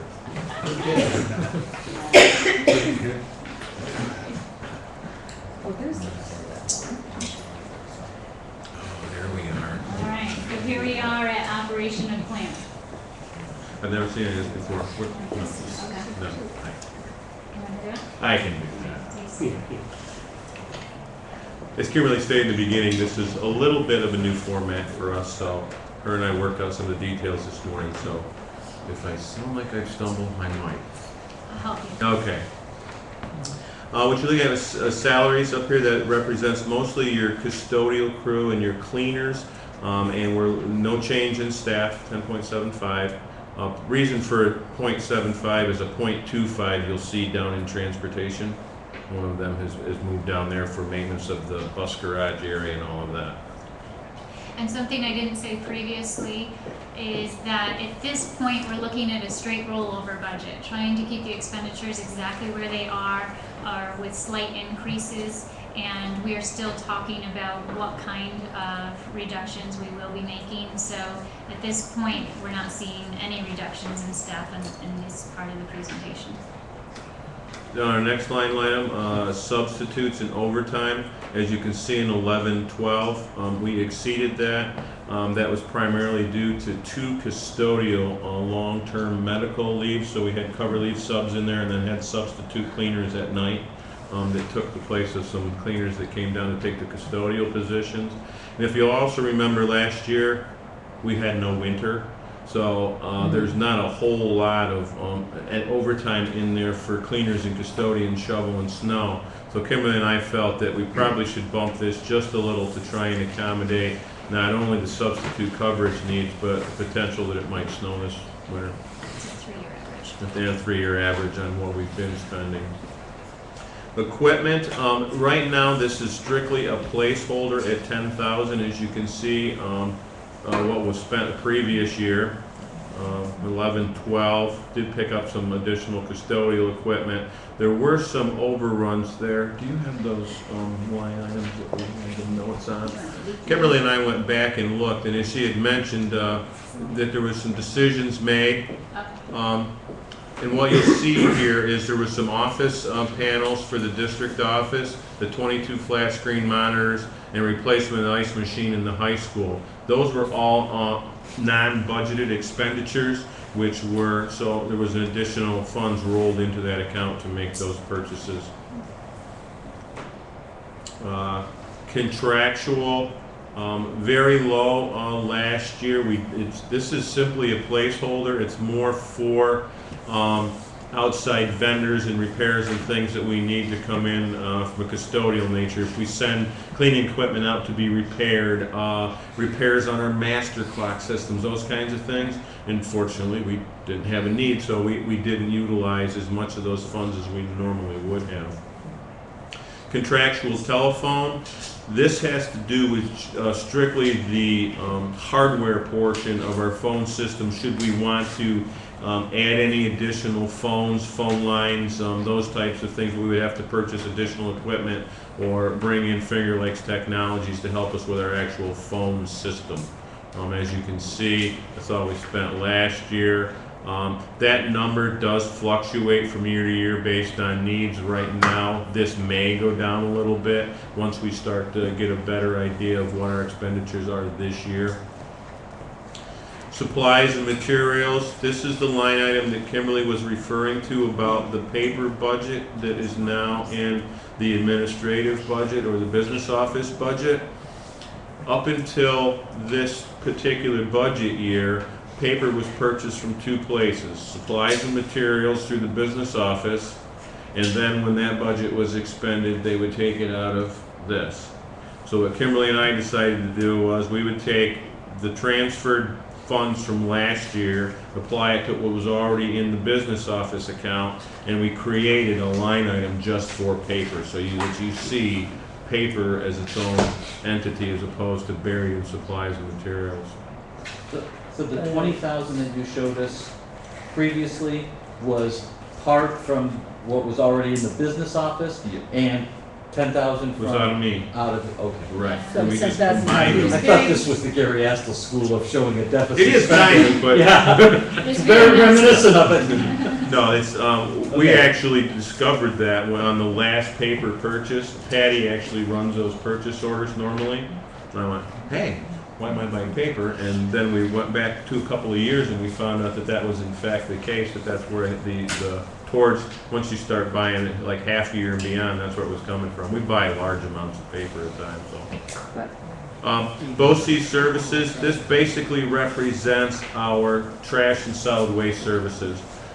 That cost right there is about, the last time we went out to independent vendors, which was about 3 years ago, we had 2 vendors reply to us with pricing. One came back at $44,000 for the same service, and the other one said, I can't compete with BOCES. So we're still doing solid waste through BOCES.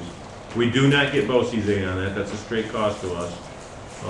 The state has said no BOCES aid on solid waste service, but we still, we're paying about 1/3 the going rate.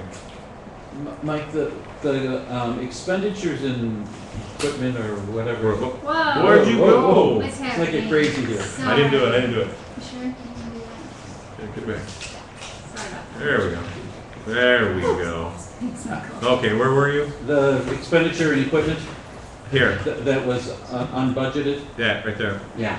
So I guess maybe my question is not to you so much as to John. Can you share with me or the board, at what point does equipment expenditure need to be board approved, or is there no limit? To be what approved? Board approved. By us. I have to look into that. There is a policy that's written on that. I think it's, There's a dollar amount, and these were, like the 22 flat Yeah. monitors. What did they, They were about 8,000 and change once we got the monitors and the wall mounting, swivel wall mount brackets for that.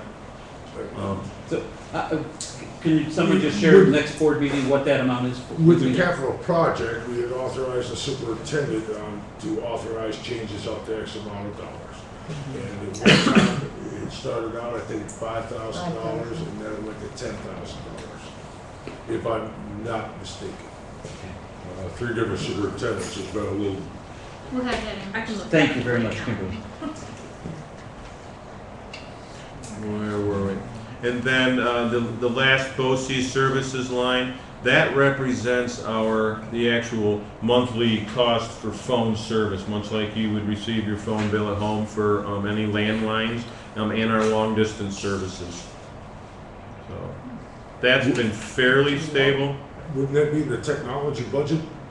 Never has been.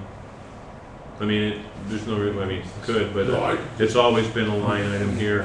What we've done is all the phone used to be combined in one line item, and I think a year ago or 2 years ago, when Gary Alger came, we split those out so that we could better see actually what we were spending on phone services and long distance. Maintenance of plant, unchanged with staff, simply represents the contractual increases for this year. Again, with overtime, we had no winter last year, so we're trying to anticipate the fact we will be plowing snow again. Equipment, it's just simply a line item placeholder right now. At this point, the requests are out to staff for what we might need to replace. I will tell you that in the last few years, we've done the replacement of most of our major pieces of equipment within the grounds department. We're in pretty good shape with custodial cleaning equipment and those types of things. So I don't anticipate anything huge here at this point. But the jury's still out. We may be looking at something like a water softener or something like that once we start really digging in a little bit deeper. Excuse me. Mhm. We have Miss Nelson in the back. We don't mean to drag this on. I'm willing to pause this for a minute, so grant tenure and you go home to your children. Well, I don't, if he's in a group, I can wait. I mean, I No, appreciate that, but. No, it's no problem. Group fashion, yeah. I help you too, it's like we- Take your opportunity. Thought of this earlier. Actually, we're saying the board can use breaking these numbers for a minute, so how about we just do something different? It's not good. I would like a motion here, if I may, for the tenure appointment, which would be 9A for B.J. Nelson. Be it resolved that upon the recommendation of the superintendent of school, the Board of Education for the Trumansburg School District hereby approves the tenure appointment of B.J. Nelson effective January 18, 2013 in the area of school counselor as presented. So moved. Second. Thank you. Any discussion? Yes, sir. Yeah. Oh, sorry. While I know we did have the opportunity to talk earlier about the many qualities that BJ brings to our district, but I did want to just say, in this opportunity, that I would like to state publicly that BJ is an absolutely phenomenal counselor. She is a constant advocate for her kids and for all of the students in our building. And she is exceptionally talented at building connections with all of our students, and oftentimes our most difficult students. She's been able to really make a difference in the lives of a lot of kids in the 2 years that she's been here. So I am grateful to her service, and I think that she is an exceptional addition to our staff since she joined us 2 years ago. So I'm thrilled to be able to offer her tenure at this time and ask for your support on that. Any further discussion? Think about it. All in favor?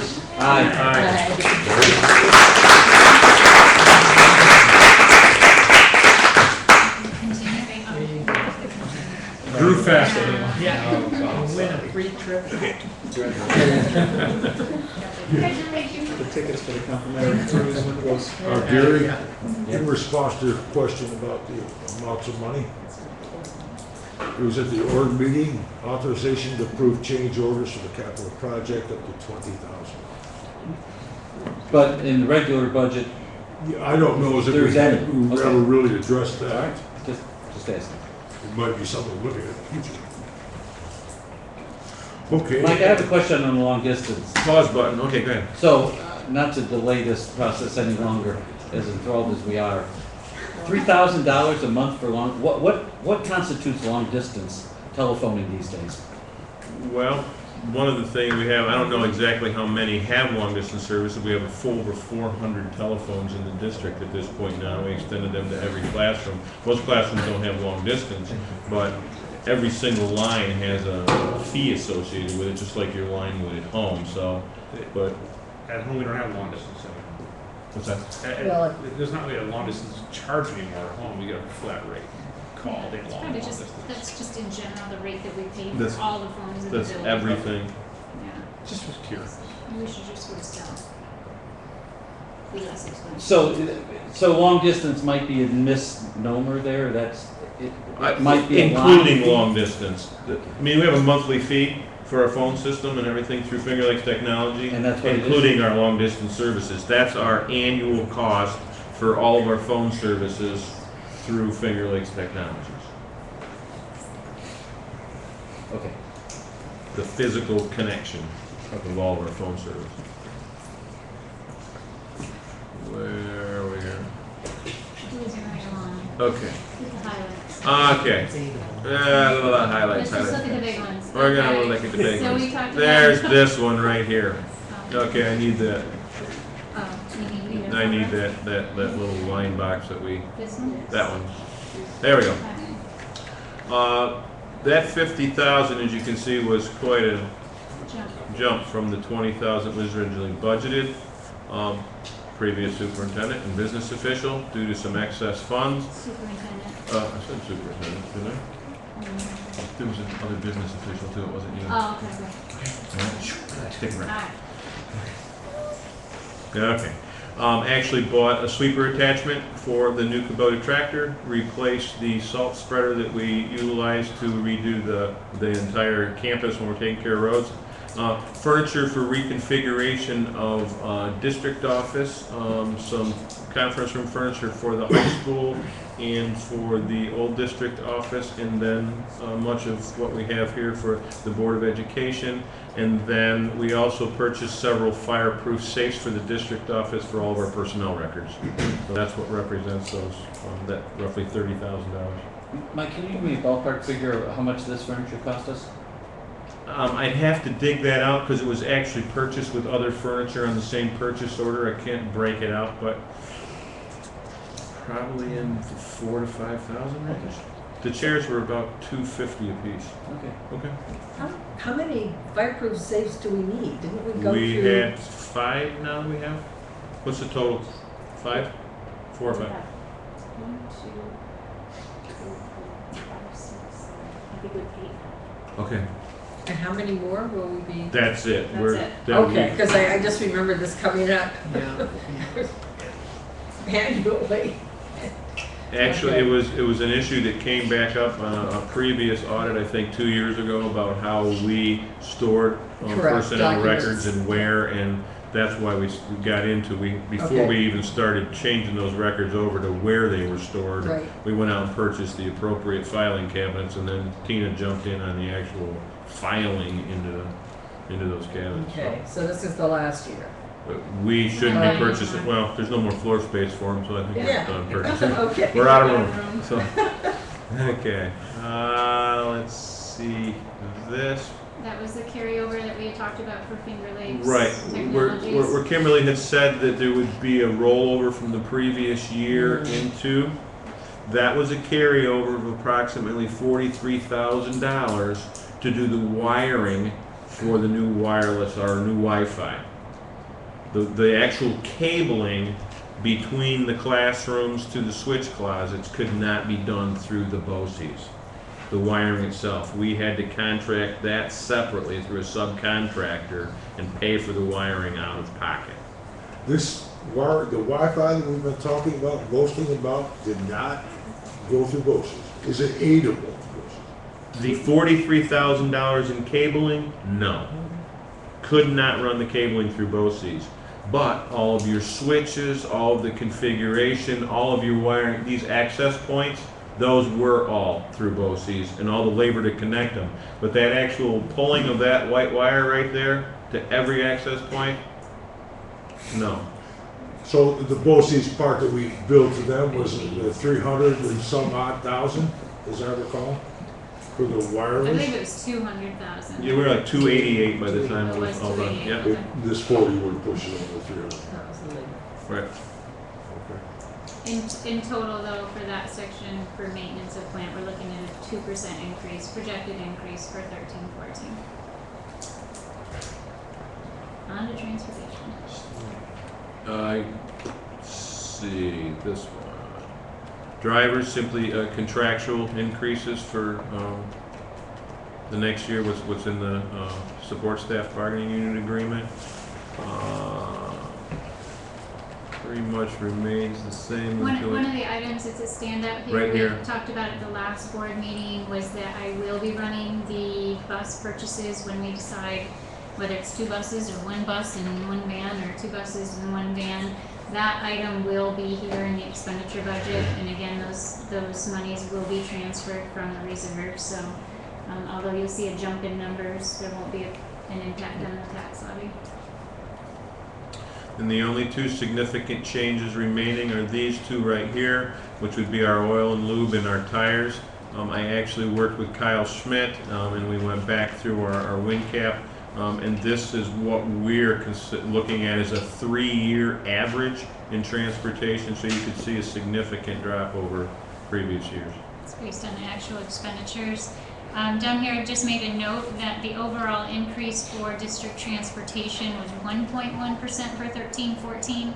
Obviously, when I threw in the estimated calculation for bus purchases, it jumped it up to 23.2. So you always have to read beyond the percentages to understand what they really say.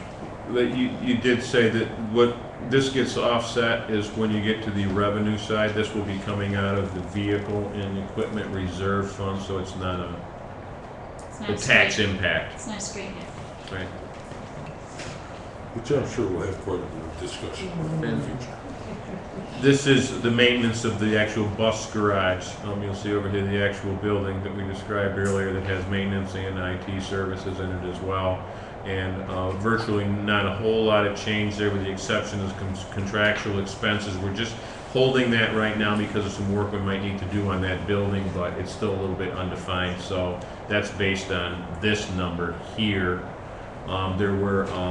We rebuilt the lift last year in the repair bank. That's pretty much the significance of that number right there. We do have some exterior work to do on the building. We're trying to determine whether or not that's actually going to be an in-house function or if we need to contract some of that out. Mike, where's the cost the energy cost for the district? It's in the O&M. Oh, so it's not in, did we miss that already? Yes, yeah, it wasn't very. Oh, I'm sorry. Yeah. Oh boy, we didn't. Where are we here? Where is it? Where is it? Yeah, it's not there. What happened? See, I told you it was a new format. Good eyes, Gary. It will be there next time. It's fairly consistent. The numbers there on utilities haven't changed much at all. I believe the numbers are the same. We just redid contracts with Direct Energy, who provides us both our electric and gas through the BOCES consortium. I believe we now are in contract with them through December 2015 with stable energy costs. So I think we're doing very well with them. We shouldn't see too much of a change there. So any increases will be driven by usage, not by cost per unit. If I can ask a question pertaining to the very first part of this, the Board of Education and the dues that we paid at different schools, I know it's been debated for years and forevermore, but the NISBA, the 7265, I received a letter from them last week, and I think it was $7,400 or $7,500. But I thought the amount, I know they advocate for us, they do a tremendous amount on behalf of schools, but this here covers in part some of our cost associated with conference and video webinars. But even still, when we participate, we send along a check for everyone that goes to that. Generally, it's cheaper if you're a member of these organizations. But have you ever taken the time to see if we actually have what they do for us? You couldn't put a dollar figure on it. But have you ever taken the time to consider what it costs for, like, to send me to a conference, pay full share, or the lesser share? Could we save money by not along? I guess what I'm saying. Or comparables. Yeah, I actually just asked Holly to look into that last Friday, so I don't have that number right now, but I will let you know that. And I don't know if it, in the whole scheme of $23 million, it doesn't make a difference to me, so nonetheless, something I'd like to have the answer to.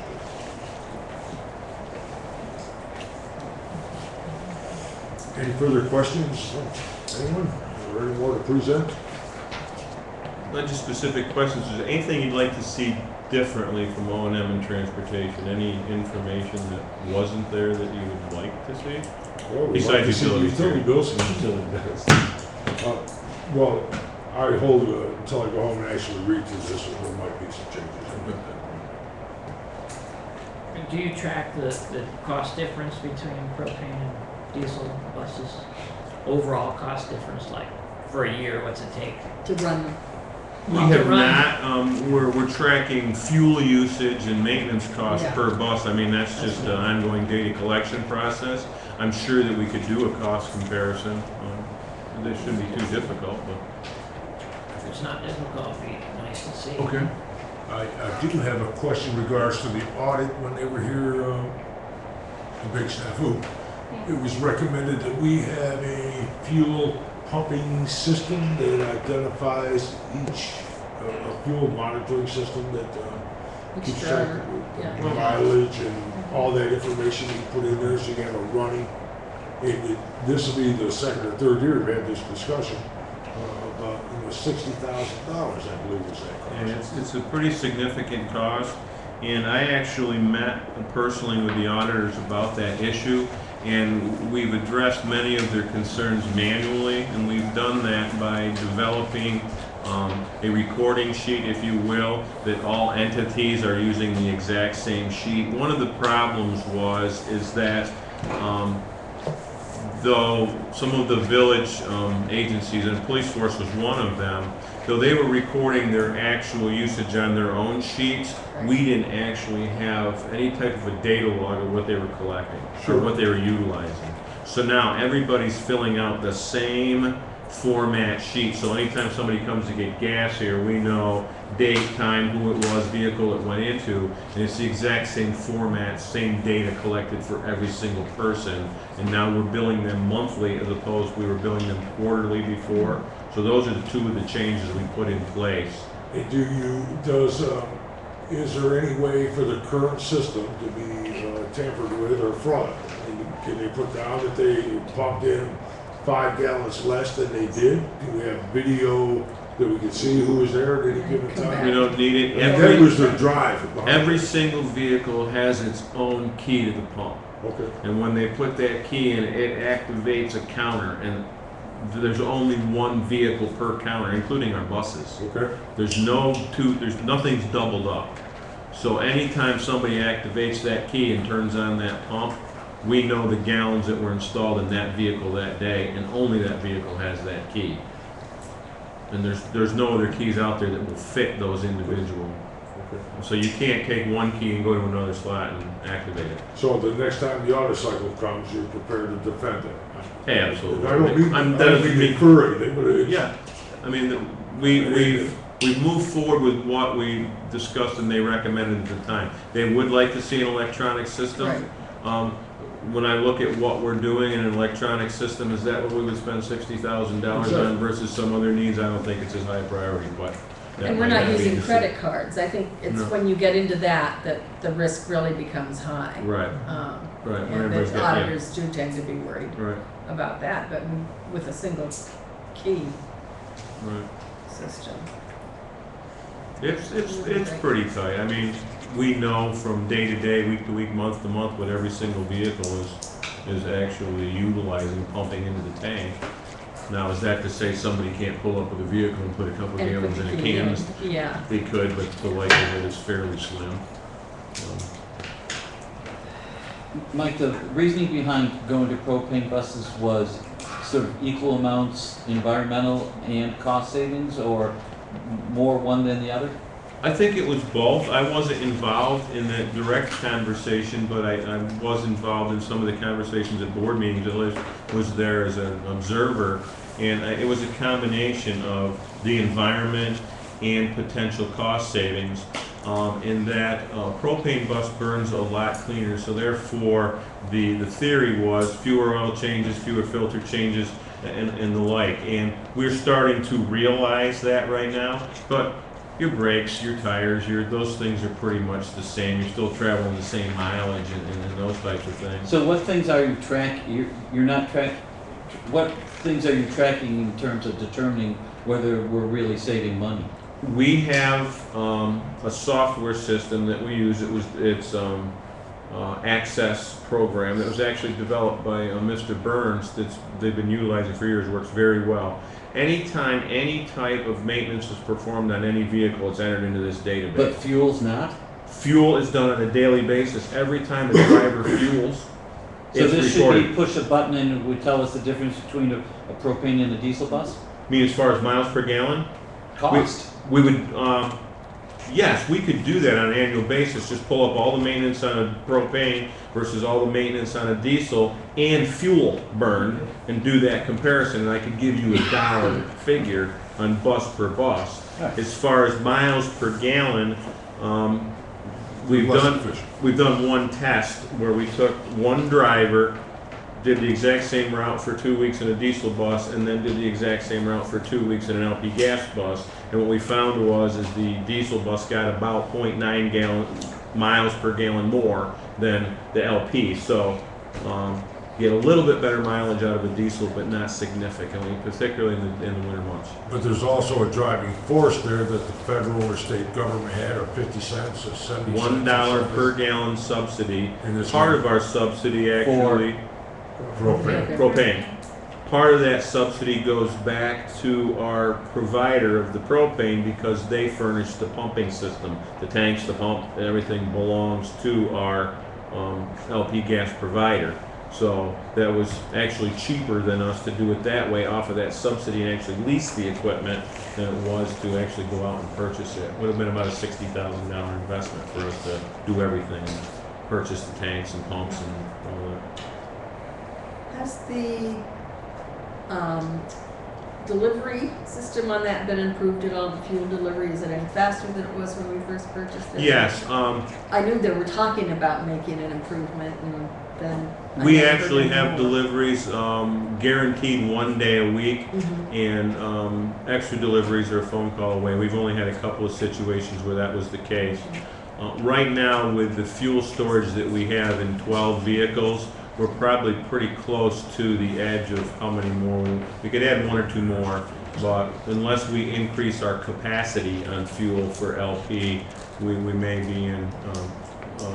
It's just where the tanks and everything are located. You have limited space, and you can't keep backing them up. Does it still take forever to fill the tank, or? That was a little bit of kind of an old wives' tale, if you will. It was. Okay. On a few of our buses, it was taking a little longer, but they've determined there was a problem with the actual fill valve on the tank. Those have since been changed.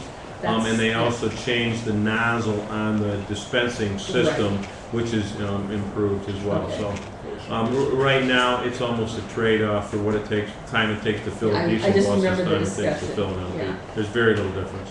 They said they would be improving that, but I'm not sure whether they did or not. Okay. Very little difference, insignificant. Excellent. And I'm sure we'll have opportunity to ask more questions when this budget continues to evolve.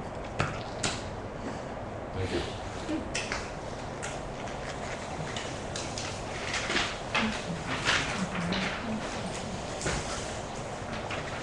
Moving on to the consent agenda, which would be 5A through G. Motion, please. So moved. Second. All in favor? Whoops, discussion? No, not on consent. Well, how do I get something pulled out? There you have it. My mistake. Anything you'd like to pull out? Yeah. B. C. CSE. B. Anything else? All in favor? Aye. Opposed? Okay, we're not going here. Okay, back to 5C, acceptance. B. B. Look for a motion, So moved. second, discussion. Yes. I just had a question on the first item on page 1 of 1. My concern being, apparently that a student has exited. He's in grade 11. How does that affect graduation rates and that sort of thing? Or does it impact at all? I'm just looking long term. That would count as a dropout. Anything we can do to reach out there, I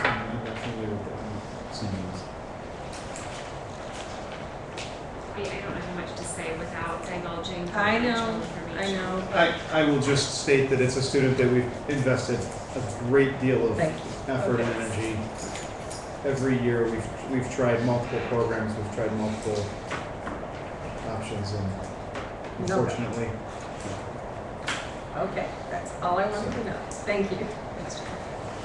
All in favor? Aye. Opposed?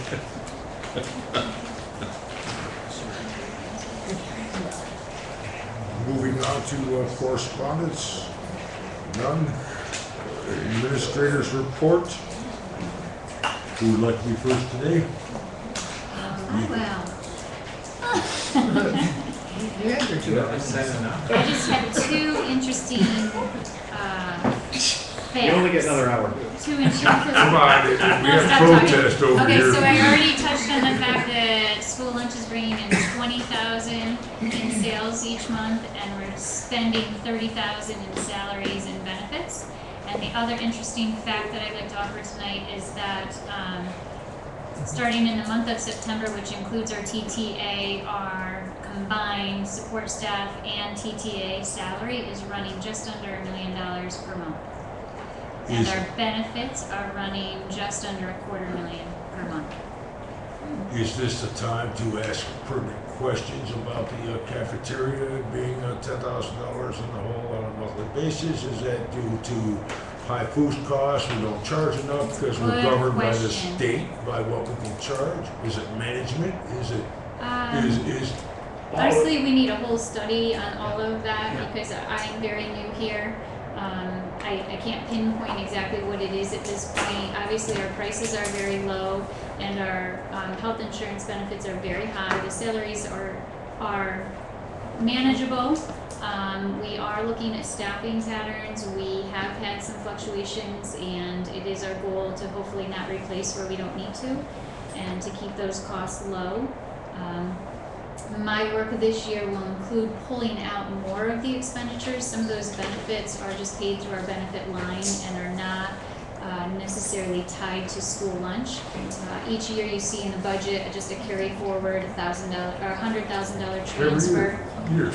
for school lunch, and that hasn't been changed.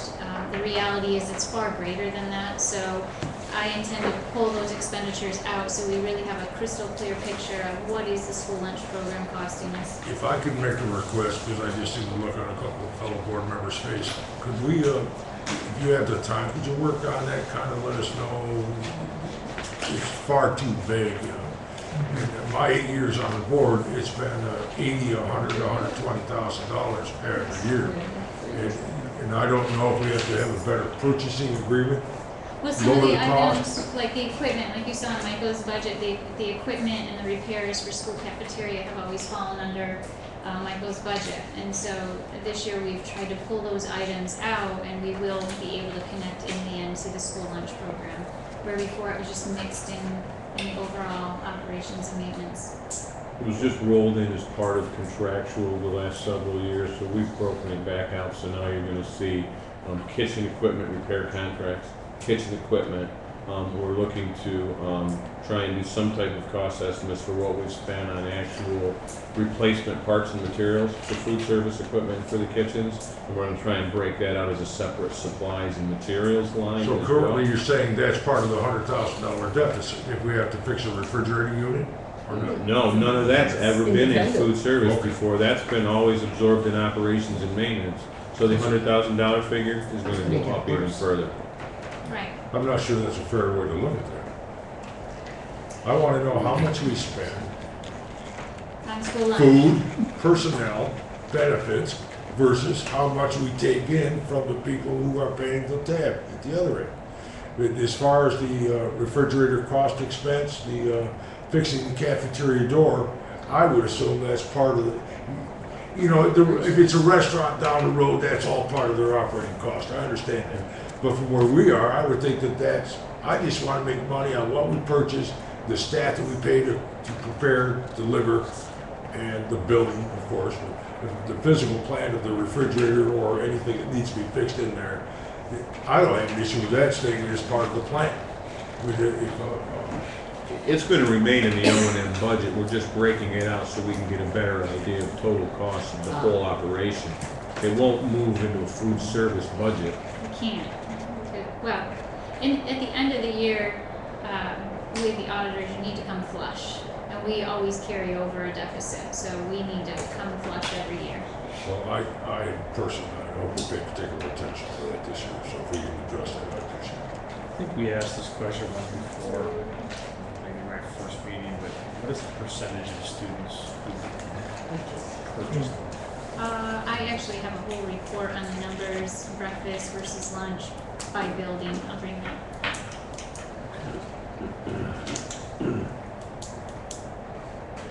Is that the extent? Sorry, that's my tidbit. She was to be discouraged. short. She was discouraged by the response. Now, what's your tip? Are you sure? We're going Is to. that Moving final on, you wanna answer? make sure we catch some of this rain out there, so. Yeah. I'm so done. Well, apparently the roof repairs are working because we're not getting wet. So it was completed last Friday, by the way, the hail damage repairs. So Right. we have heard from the insurance company, once the paper trail is complete, we'll be receiving full reimbursement from the insurance company for those repairs. Full, not And the just 40,000 we're not concerned about? Wasn't there a What about the $40,000? $20,000? It was. That, like, I received an interesting phone call. They broke out, when they sent their original loss claim back to us, they showed a line item of about $65,000. Well, the original estimate was $84,500 for all the repairs on both buildings. They showed a reimbursement cost of $65,000 and change, and then a depreciation value. I received a phone call from Utica Mutual last Friday, and sent you and Michael an email on this. They said they wanted to clarify, and what they do for damage type claims is they pay a large portion of it up front. They're willing to send you an initial check. That depreciation value they had there was the amount they hold back until it's verified that all repairs are complete. So I asked him the specific question: does this mean you will be reimbursing us the full $84,500? He said yes. Do you want me to wait until you get both the invoices and we'll just write you one check? And I said yes, it should be a matter of a couple of weeks and we'll do it all once instead of twice. That's good. So, Put it toward the cafeteria. short of our, we have a $1,000 deductible on that, That's more budget but, transfers. so we will receive our full compensation. But you mentioned earlier, we saved money on snow last year, and we heard thunder earlier, so. Thunder in the fall, no snow at all. I'm thinking we're gonna save money on that this year too. Better off with snow than rain. Okay, so moving right along. Well, Jeannie and I went to Wisconsin last week. Did you get a new computer? We didn't. No, we, they did give us. I know, we did get a case. And they did give us, little portfolios that Jeannie and I brought back to boys, figuring they needed something too if they couldn't go. But it was great though. We got a real thorough overview of the company, of their headquarters, and all of course, all of the different programs that they offer that we don't get buy-in. Most likely will not. But they took our feedback, which was great, and I was able to survey the staff beforehand, before we went, just to get an idea of how it's been working so far this year. And I gave all of that feedback to them. And then they turned parts of that over into our conversation. So they instantly had these alpha smarts on the table where we inputted all of our comments, and then they would actively read those comments and then talk about them. Other people's, when anyone added comments, and if it was a common question, they would reflect on it and really provide feedback. So, it really feels like they're hopefully trying to make it work for us and not make us work for them. So, overall it was great, and we came away with a cheese head. We did get our cheese head and squeaky cheese. So we were able to eat lots of cheese and visit the cheese factory. So. We expected to wear the cheese and Where did the Well, we next were board meeting intending on bringing it, and we should have.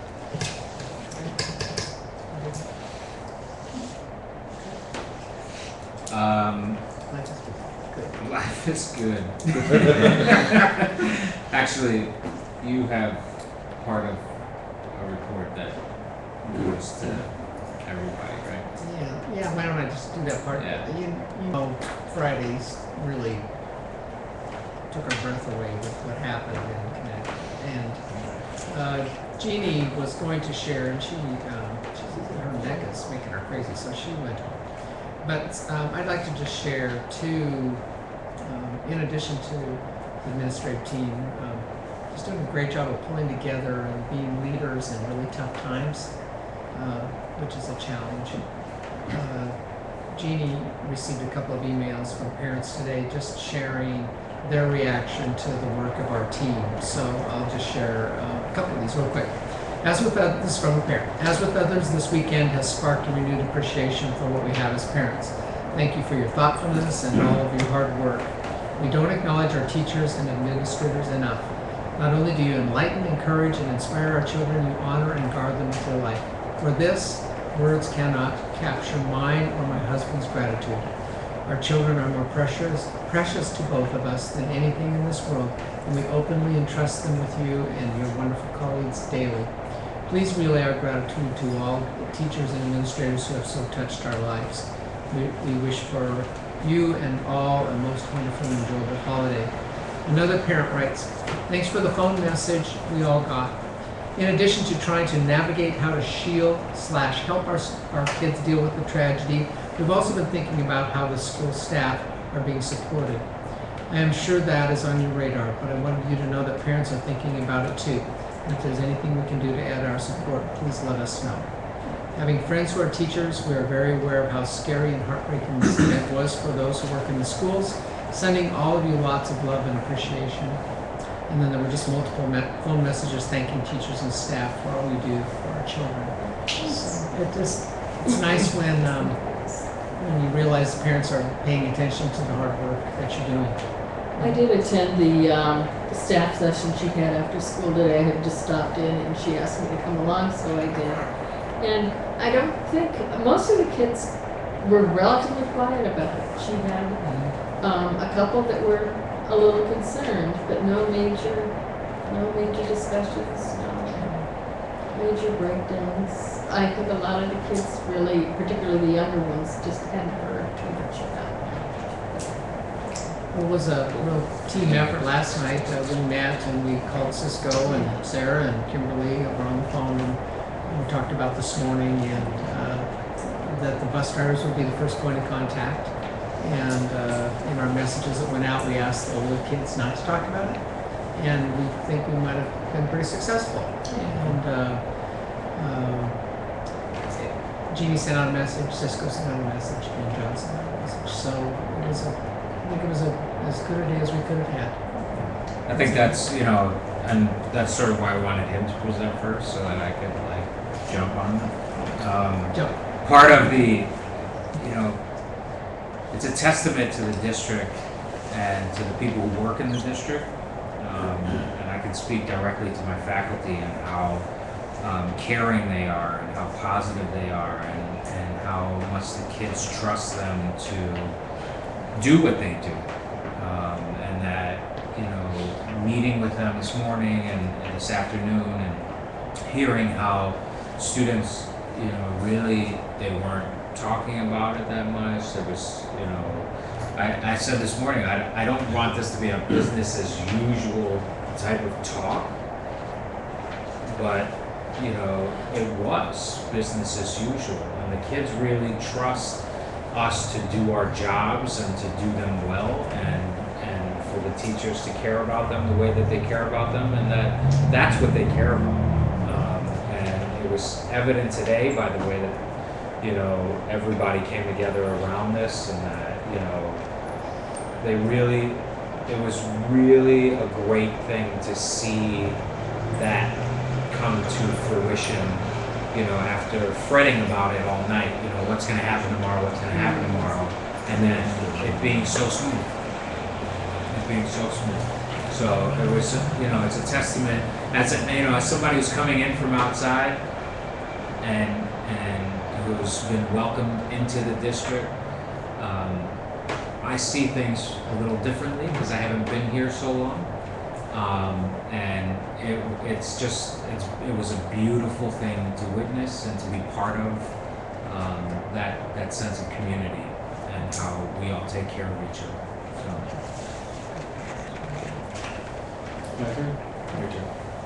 Ditto on this weekend, for I think, just speaking as selfishly as a principal, this weekend was a difficult weekend because I spent a lot of time watching the news, thinking, okay, first as a principal, thinking, okay, how would I react to a situation like this? What are the things that we can do to prevent this? All the questions that I'm sure went through all of your minds. Thinking as a parent, how do I protect my kids from this kind of thing? How do you talk to your kids about it? And again, the reassurance that I got this morning coming in, I met with the faculty at the high school, and as we all did, about 7:30, I had a short faculty meeting. And just the supportive environment, the caring, that was what we emphasized, and what we talked about off and on all day were those points about the fact that the reason that our kids feel safer is because we are in a caring community. We're in a small town where everybody knows everybody. We know each other. We look out for each other, and that's what we need to do. The message that I continue to send to the kids is that you need to speak up if you're concerned about somebody. Speak up if you have a worry. Again, no, there's no such thing as 100%, but we're doing everything that we can, and I think that this is a very safe school and a very supportive environment. So it reassured me of that. And finally, I'll close by saying thank you to Mr. White for your efforts in setting up the vigil that happened. I know it wasn't just you, Mr. McGuire. Mike Babcock worked a lot today with folks from the community to have this event happen. And the text messages, sorry, that distracted me from my wife about, that I know our family felt that it was a really positive experience, and I know there were a lot of folks that were just really appreciative of what your efforts and what everybody did to make that happen. It was, and also Hope Lewis and Mike Wade, Hope especially, Hope did just an absolutely incredible job, as she always does, of pulling together musicians. Again, it's a testament to the quality of our music program, but to have such an incredible performance of music and so fitting a tribute to the event. So thank you to everybody who was involved in that. And again, Hope's not here to thank, but I think she needs to be mentioned as an exceptional member of our faculty. So thank you. Ms. Brown, do you have anything you'd like to share? Yes. Pertaining to events that you guys were just talking about, when I came home that day on Facebook, I saw all of these messages and all of these little pictures that people put up on Facebook saying my condolences and sending well wishes to Connecticut, and everything was really sweet and nobody had anything bad to say.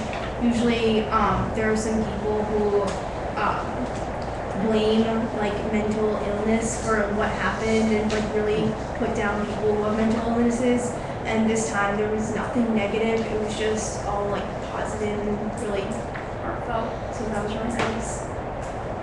And also, on a brighter note, last week at Fantastic's meeting, we got our proposal to form a youth panel at Reproductive Rights Conference that we've been going to for, I think this will be our 3rd year going to it. So we'll have our own little panel full of, I think we have a limit of 3 people from our group, because there are other youth feminist groups coming in to collaborate with us, but we have our own little slot and it's really exciting. Good. Mr. Moore, do you have anything to add? No, I've got my fingers crossed for the APPR plan for tomorrow. I've had enough conversations with State Department heads. I know that Mike got his chance earlier, but could we include him in the administrative report on a routine basis as we used to when... You have to pay him overtime for it. He's here anyway, so we can reduce his fee if he gets to speak. Well, then let him speak. Yeah, that's what I thought. Do you have anything further to add? Not at this time. Thank you very much. Wise man. Good answer, Michael. Well, I mean, we used to include Sandy and Yes. previously, so I just think it's appropriate that we do it. Thank you. Is there a need for an open forum? Okay, new business, 9B, adoption of the bond. I'm reading just the first portions of it at a regular meeting of the Board of Education of the Trumansburg Central School District, New York, held in the Charles O. Dickerson High School Hall Room in Trumansburg, New York on the 17th day of December. The bond resolution dated for December 17, 2012, of the Board of Education of the Trumansburg Central School District authorizing general obligation bonds to finance certain capital improvements consisting of the construction and reconstruction of the school buildings and facilities, authorizing the issuance of bond anticipation notes in contemplation thereof, the levy of taxes in annual installments and payments thereof, the expenditure of such sums for such purpose, and determining other manners in as presented below. I'm looking for a motion. So moved. The second, we have discussion.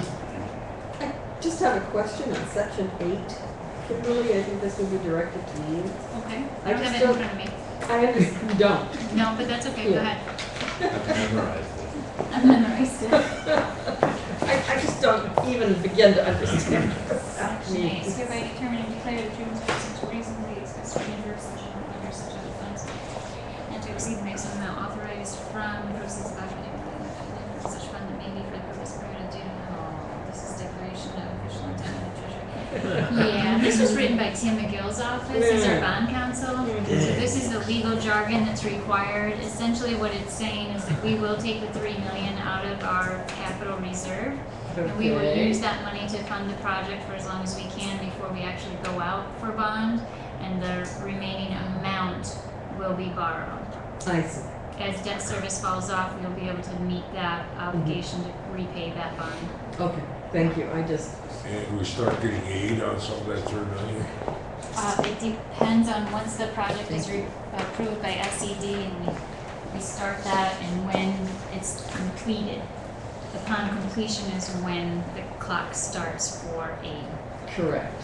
So it's not saying that we're gonna reimburse the $3 million? No, Which is what it sounds like it's It saying. certainly does. no, Yes. no. And that was what concerned me. Okay, thank you. Good idea, though. All in favor? Aye. Opposed? Abstained? The walk on, the 9C, I'll read it here. We have a field trip request from Miss McConey for the high school karate class. As she does every year, she's taking a trip just to New York Yes. to visit the Grand Masters. It's that same trip she did last year. April No, that was- 19th, to return on April 20th, so it's just another night. Approximate cost per student, $250. Number of students, 24. Number of chaperones, Miss McCauley, Mark Kimberly, Miss Marikowitz, Amy Peckhorn, and possibly Mr. Edwards. And she has the itinerary. Looking for a motion? So moved. So moved. Any discussion? Just a point of clarification on their agenda. I did speak with Robin today. She was concerned and she just wanted to make sure you all understood that some aspects of their agenda may have to change because they can't go visit the Statue of Liberty right now because the dock is flooded. And so, because of some of the damage that happened when they originally started building this itinerary, they can't go visit some of those places, so there may be some just subtle shifts, but all the activities that they'll be doing are activities that they've either done in previous years. So, Am I understanding here that the budget code is being funded by the fundraising only? Does this mean it's not going to cost Mr. John White any money for his it trip? doesn't cost you a penny. Never mind. That's- Robin best. When you see, and I don't know if everyone realizes Never this, but the karate classes that Robin teaches after school every day, or every Tuesday, Thursday, those classes, those students pay for those classes, but the money goes directly as a fund. She basically does it as a fundraiser for the karate student, the karate club at the school. So she receives no personal gain or income from teaching those classes. All of that money she funnels right back into her students so that they can participate in this trip to New York City each year. So again, just a very generous thing on her Very part. much so. All in favor? Aye. Opposed? Old business, none. Policy, none. Anything from the board? Reform? Just a couple of quick things. I've been attending CNY presentations, Central New York School Boards Association presentations. One of them was an excellent one, which you might be interested in, Kimberly. I know we were talking about the possibility of checking out auditors and such. This is from a great auditing firm in Syracuse, 2 local guys. Their names are Mark Chiarelli and Chris Alger. They work for Grossman and Sandham Moore, which was previously Green and Cipher. And they gave us a wonderful presentation on looking as a board at general things that can put a board at risk. You know, internet policy, emails, that sort of thing. Questions one might want to ask during a presentation of an audit that we don't tend to ask, and they really encourage skepticism on the part of the board. It was a great little presentation. They have sort of a little handbook here that includes high points and questions, do all sorts of specialize in school audits. They do a couple of other nonprofits, all nonprofit and primarily. So, great group, and if anyone wants to take a look, there that is.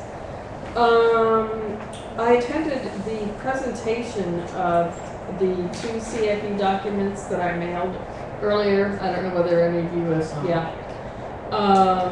And basically the Campaign for Fiscal Equity is reopening another lawsuit, or will be shortly. The 2 documents I mentioned basically look at the educational experiences that one should expect from a New York State education as required by law. And the second study looks at